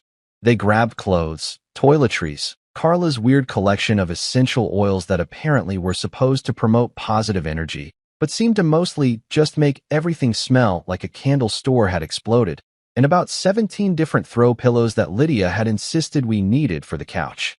I stood there leaning against the wall, arms crossed, watching the whole show with what I can only imagine was the most infuriating smile plastered across my face. Every time Lydia walked past me with another armload of stuff, she'd shoot me a look that could have melted steel. Pure, concentrated hatred mixed with disbelief that I'd actually had the audacity to call the police on my own wife and her precious pregnant sister. How dare I enforce my legal rights to my own property? How dare I refuse to be homeless? The absolute nerve of me, right? At one point, as she was struggling with a particularly overstuffed suitcase, Lydia stopped right in front of me and hissed, "You'll regret this. Mark my words. You're going to wake up one day and realize what a huge mistake you've made, and by then it'll be too late." I took a long, deliberate sip of the coffee I'd been nursing this whole time. It was cold by now, but I didn't care because it was a prop and I was committed to the bit, and smiled even wider. "Oh, I'm absolutely sure I will," I said, my voice dripping with sarcasm so thick you could have spread it on toast. "I'm sure I'll regret having my own space back. I'm sure I'll regret being able to control my own thermostat without a committee vote. I'm sure I'll really miss the days when my electric bill was through the roof because someone kept running the air conditioning at 62 degrees while simultaneously opening all the windows for fresh air. Those were the days, truly. Lydia's jaw clenched so hard I thought her teeth might crack. "You've changed," she said, like it was an accusation. "You're not the man I married. You're cold. You're heartless. You're selfish." "No," I corrected her, still maintaining that infuriating smile that I knew was driving her absolutely insane. "I'm warm. Actually, for the first time in weeks, I'm going to be perfectly comfortable because I can finally adjust my thermostat without someone telling me that the baby needs a specific temperature range that apparently only exists in a narrow band between Arctic tundra and surface of the sun. I'm going to be so warm and so comfortable in my own house that I own and pay for." Carla emerged from the guest room then, dragging a bag behind her and looking like she'd just survived a natural disaster instead of being politely asked to leave someone else's property by uniformed police officers. "I can't believe you're doing this to me," she whimpered, her voice all breathy and wounded. "I'm pregnant. I'm vulnerable. I needed help, and you just threw me out onto the street like garbage." "Threw you out onto the street?" I repeated, incredulous. "You're going back to your own house. The one you have. The one with your husband in it, and presumably furniture and electricity and all the amenities of modern living. You're not being thrown onto the street. You're being asked to return to your own property. There's a difference, and I know you know what that difference is because you're not actually stupid, just incredibly entitled." She gasped like I'd slapped her, which was her go-to move when someone called her out on her nonsense. Dean appeared behind her, carrying the last of their bags and looking like a man who just wanted this entire ordeal to be over so he could go home and pretend it never happened. Smart man, Dean. He'd barely said a word this entire time. Probably because he'd figured out early on that there was no winning in this situation and the best strategy was to keep his head down and his mouth shut. "Let's go," he said quietly to Carla, putting a hand on her shoulder. "We should get home." "Home," Carla repeated bitterly, shooting me one last venomous look. "To our tiny, inadequate house that doesn't have enough space for a baby." "Your house is 1,500 square feet," I pointed out, because I'd been to their place and it was perfectly nice. "People raise entire families in apartments smaller than your house. You'll be fine. The baby will be fine. Everyone will be fine. And you'll all be fine in your own space instead of trying to colonize mine." They finally made their way to the front door, loaded down with luggage and attitude and shattered dreams of commandeering my property. Lydia paused in the doorway, turning back to look at me one last time with tears in her eyes. Real ones, I think, which almost made me feel bad until I remembered that she'd literally changed the locks on my own house while I was at work. "I hope you're happy," she said, her voice cracking. "I hope this house was worth destroying our marriage over." And you know what? I almost laughed. Almost. Because the sheer audacity of that statement, the implication that I was the one who destroyed our marriage by refusing to be made homeless, was so perfectly, beautifully absurd that it deserved its own standing ovation. But I didn't laugh. Instead, I just looked at her, really looked at her, and said the most honest thing I'd said in weeks. "I didn't destroy our marriage by wanting to live in my own house, Lydia. You damaged it by deciding your sister's temporary comfort was more important than your husband's basic rights. But hey, maybe I'm wrong. Maybe marriage is supposed to be about one person giving up everything while the other person takes whatever they want." I must have missed that part in the vows. She didn't have a response to that. She just turned and walked out, Carla wobbling dramatically behind her, Dean bringing up the rear with a mumbled "sorry, man," that I almost didn't catch. I watched them load everything into Carla's SUV, watched them pull out of my driveway, watched the taillights disappear down the street, and then I closed the door. My door. To my house. That I could lock with my own keys that actually worked because I hadn't changed the locks on myself like some kind of bizarre property rights self-sabotage. The silence that followed was absolutely incredible. Not just quiet, but peaceful. The kind of peace you only notice when chaos finally stops. I stood in my entryway for a solid minute, just listening to the nothing, appreciating the absence of dramatic sighs and pregnancy complaints and passive-aggressive comments about how I was failing as a husband and brother-in-law. Then I walked into my kitchen that I wouldn't have to share with people who didn't pay rent or contribute to groceries, and made myself dinner. Not fancy dinner, just simple dinner. I threw together some pasta with Jared sauce, the kind of basic meal that bachelors everywhere have been perfecting for generations. I didn't have to ask if anyone else wanted some. I didn't have to accommodate dietary restrictions or pregnancy cravings or listen to commentary about how store-bought sauce wasn't as good as homemade. I just cooked my pasta, dumped on my sauce, and sat down at my table to eat in blissful, beautiful silence. After dinner, I grabbed a beer from the fridge, a beer that I knew would still be there tomorrow because no one else was going to drink it, and settled onto my couch to watch whatever I wanted on TV.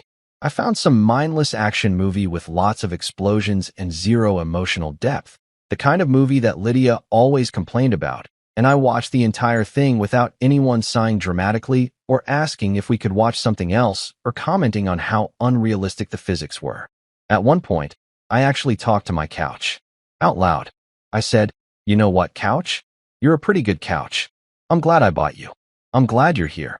And the couch didn't judge me or tell me I was being weird or suggest that maybe we needed to replace it with something more pregnancy-friendly or whatever insane criteria had apparently become important in my life recently. The couch just existed, solid and supportive, exactly as a couch should be. That night, I slept in my own bed in my own room in my own house, sprawled out in the middle without anyone complaining that I was taking up too much space or that my breathing was too loud or that the room temperature wasn't optimal for fetal development. I slept like the dead, the kind of deep, dreamless sleep that only comes when your stress levels finally drop from actively being evicted from your own home to actually living in peace in said home. Freedom, I discovered, smelled like leftover pizza and tasted like justice. And it was absolutely glorious. 3 days passed. 3 glorious, peaceful, drama-free days where I lived in my house like a normal human being instead of a refugee in my own home. I went to work, came back, made dinner, watched TV, and did all the normal things that people do when they're not being actively evicted by their in-laws. It was mundane. It was boring. It was absolutely perfect. I'd even started sleeping through the night again, without waking up in a cold sweat wondering if I'd find a "you must vacate" notice taped to my bedroom door. On the 4th day, my phone rang while I was making breakfast. Just simple scrambled eggs and toast. Nothing fancy. But I was actually enjoying the process because nobody was hovering over my shoulder telling me I was using too much butter or that the toast was too dark or that the eggs needed to be cooked a specific way for optimal nutrition. I looked at the screen and saw Lydia's name, and I'll admit, my first instinct was to decline the call and go about my peaceful morning. But curiosity got the better of me. What could she possibly have to say now? Was she calling to apologize? To admit she'd been completely insane? To beg for forgiveness? Spoiler alert, it was none of those things. I answered the phone and put it on speaker, keeping my hands free so I could continue cooking. "Hello. You humiliated my sister."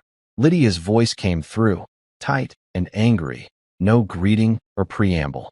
Straight to the accusation. "She was crying for hours after you kicked us out." Hours. She couldn't sleep. She couldn't eat. You traumatized a pregnant woman. I flipped my eggs, watching them sizzle in the pan, and took a deep breath before responding.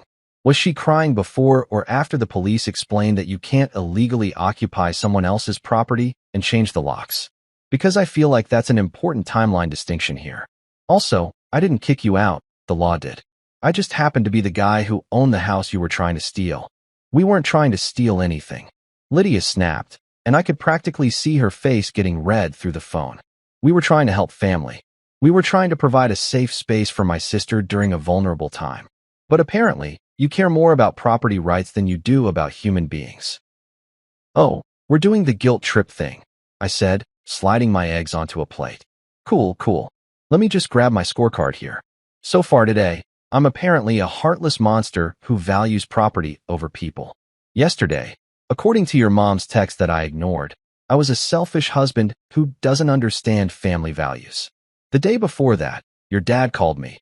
Yeah, that happened, and said I was prioritizing materialism over relationships. It's like you guys have a whole PR campaign going, and I'm the villain in all your group chats. "This isn't a joke," Lydia said, her voice rising. "Carla is genuinely distressed. The doctor said stress isn't good for the baby, and you've caused her nothing but stress since this whole thing started." I sat down at my kitchen table with my breakfast and my coffee, getting comfortable because I could tell this was going to be a long conversation.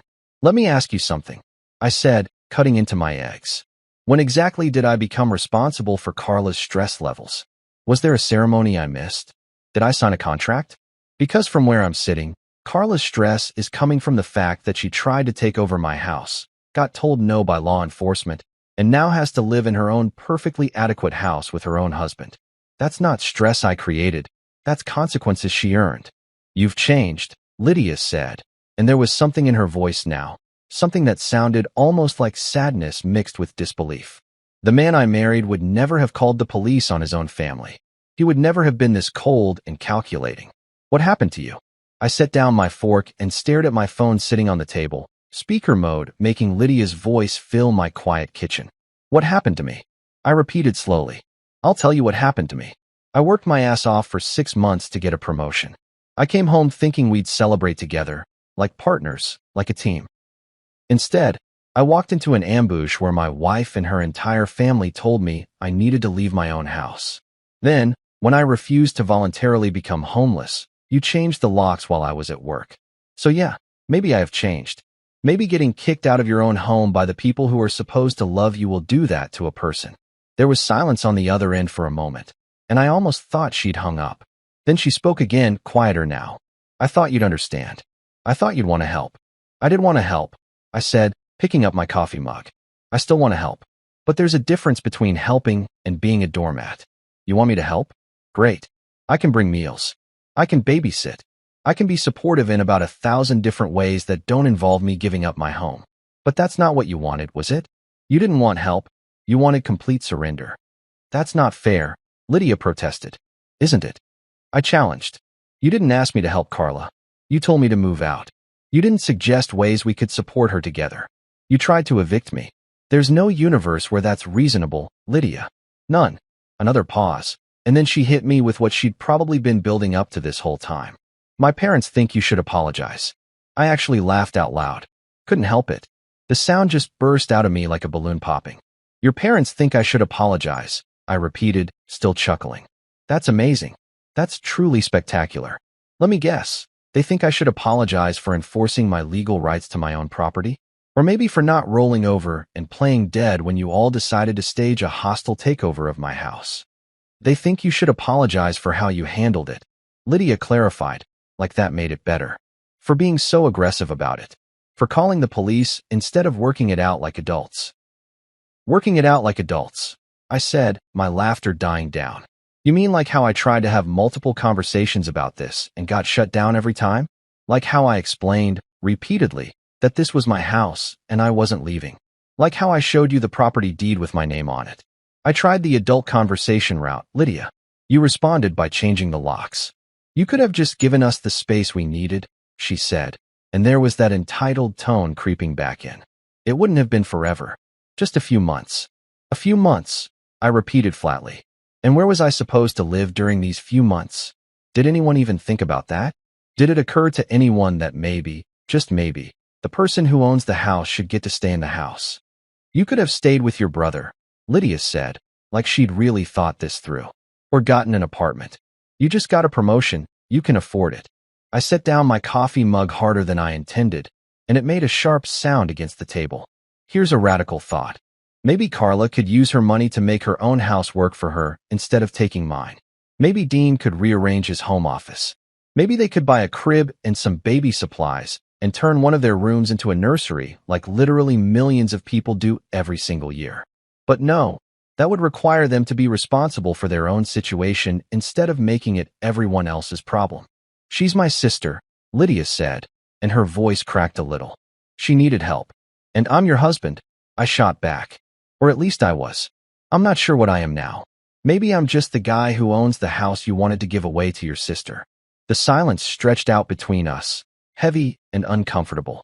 I could hear her breathing on the other end, could almost picture her standing wherever she was, phone pressed to her ear, trying to figure out what to say next. Part of me, a small, stupid part, wanted to take it all back, to say we could figure this out, to find some compromise that would make everyone happy. But I knew there was no compromise here. There was only me giving in completely, or standing my ground. My parents think you should let Carla stay until she gives birth, Lydia finally said, and I could tell from her tone that she knew this wasn't going to go well, but was saying it anyway. Just until the baby comes. Then she'll leave, I promise. We'll all leave. We just need a little more time. I looked around my kitchen in my house that I'd bought with the last thing my parents ever gave me, and I thought about how easy it would be to just say yes. How simple it would be to avoid the conflict, to be the good guy, to make everyone happy except myself. I thought about packing a bag and finding some furnished apartment or imposing on my brother, sleeping on couches and eating takeout, while my house got turned into a nursery for someone else's kid. I thought about coming back in a few months, or 6 months, or a year, because we all knew, until the baby comes, would somehow turn into, until the baby is older, to find my office converted, my stuff moved, my space violated. And then I thought about my parents, and how they'd worked their entire lives to leave me something, and how they'd never in a million years have expected that I'd give it all away because my wife's sister got pregnant. Tell your parents, I said, my voice perfectly calm and level, that I'll send flowers to the hospital when the baby's born. From my house, the one I'm living in, the one I'm going to keep living in because it's mine. You're being unreasonable, Lydia said, but her voice had lost its edge. She sounded tired now, defeated. No, I corrected her. I'm being clear. There's a difference. I'm done being wishy-washy about this. I'm done entertaining the idea that me living in my own house is somehow negotiable. This is where I stand, and I'm not moving, literally or figuratively. So that's it. Lydia asked, "You're just going to throw away our marriage over this?" "I'm not throwing away anything," I said. "I'm keeping what's mine." If you can't understand the difference, then maybe we need to have a bigger conversation about what marriage means. Because from where I'm sitting, marriage should be about supporting each other, not demanding that one person sacrifice everything for the other person's family. "I can't believe you're being this way," she said quietly. "And I can't believe you changed the locks on my house," I replied. So I guess we're both surprised by each other's behavior. Difference is, mine is legal. There was a long pause, and then Lydia said, "I need to go," and hung up before I could respond.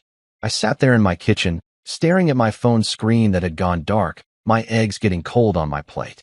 I should have felt guilty. I should have felt bad about being so harsh with her. But mostly, I just felt tired. Tired of explaining myself. Tired of defending my right to live in my own house. Tired of being treated like the villain for not volunteering to be homeless. I picked up my fork and finished my breakfast, even though it was cold now and didn't taste as good. Then I cleaned up my dishes, got ready for work, and went about my day. Because that's what you do when you're an adult living in your own home. You eat breakfast, you clean up after yourself, and you go to work. And you definitely, absolutely, do not apologize for refusing to give away your house to your pregnant sister-in-law. That evening, I sat on my couch with a beer in my phone, and I finally texted back, "I'm not apologizing. Not now, not ever. Hope Carla feels better soon. Hope the baby is healthy. Hope you all find peace in your own homes." I hit send and blocked the number. It was time to start healing, and I couldn't do that while being bombarded with guilt trips and manipulation. Months passed. Not the kind of time that drags on forever when you're miserable, but the good kind that just flows naturally when your life isn't a constant dumpster fire of family drama and property disputes. Fall turned into winter. The leaves changed colors and fell off the trees, and I settled into a routine that was so blissfully normal it almost felt rebellious. Wake up, make coffee in my own kitchen without anyone critiquing my brewing method, go to work, come home to a house that was exactly how I left it, repeat. Revolutionary stuff, really. Living like a functional adult in your own home. Someone should write a book about it. I found out through the grapevine. Okay, through my brother who heard it from his wife, who somehow still kept in touch with Lydia's cousin. That Carla had given birth to a baby girl. 7 pounds. 3 ounces, healthy and screaming. All the usual baby stuff. My phone had been blissfully quiet since I'd blocked Lydia's number, so I didn't get a direct announcement. But honestly, I was fine with that. I did what any reasonable person would do. I ordered flowers online, had them sent to the hospital with a card that said "Congratulations on the new arrival," and went about my day. Professional, polite, completely devoid of guilt or obligation. About a week after the birth, I got a text from Lydia's mom Martha on a number I hadn't blocked yet. She must have gotten clever and used a different phone. The message was short and dripping with passive-aggressive disappointment. You missed the baby shower. I stared at that text for a solid minute, my thumb hovering over the keyboard, considering all the ways I could respond. I could ignore it. I could block this number too. I could write a lengthy explanation about how being excluded from your own home tends to make you less enthusiastic about family events.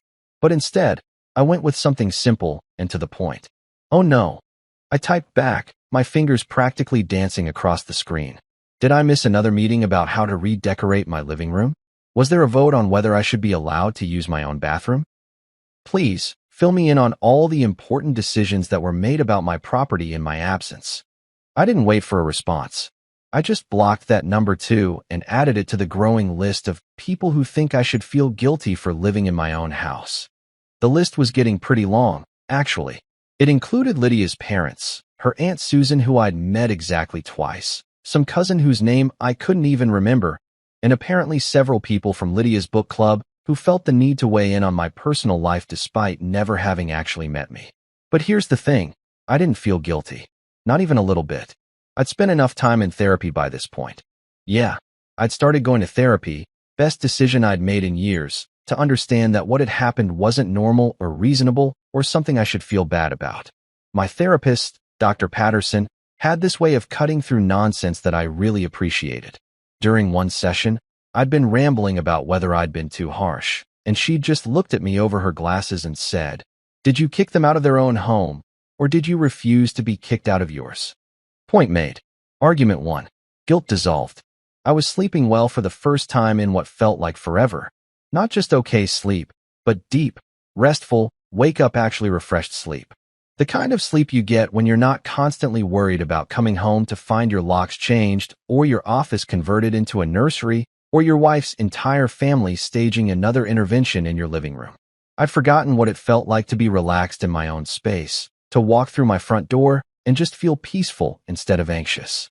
Work was going great too. That promotion I'd killed myself to get, turns out I was actually pretty good at the job when I wasn't constantly distracted by family drama and eviction attempts. My boss had mentioned the possibility of another raise, and I was actually considering it instead of immediately thinking about how the extra money would probably just get absorbed into someone else's needs and wants. Funny how much clearer you can think when you're not being gaslit about property ownership. I'd started making plans for the house too. Real plans, the kind you make when you know you're actually going to be living somewhere long-term. I was going to redo the basement, turn it into a proper entertainment space with a big TV and comfortable furniture, maybe a bar area. I was going to fix that crack in the driveway that I'd been putting off. I was even considering adopting a dog, something I'd always wanted but Lydia had vetoed because dogs are too much work, and the house will smell, and various other excuses that really just meant I don't want one. The guest room, the one that Carla had briefly occupied like some kind of entitled squatter, I converted into a home gym.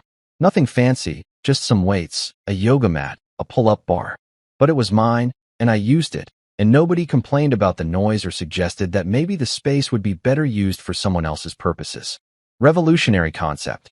Using rooms in your own house for things you actually want. I'd also started renting out my spare bedroom, the one that Lydia and Carla had wanted to turn into a nursery without my permission.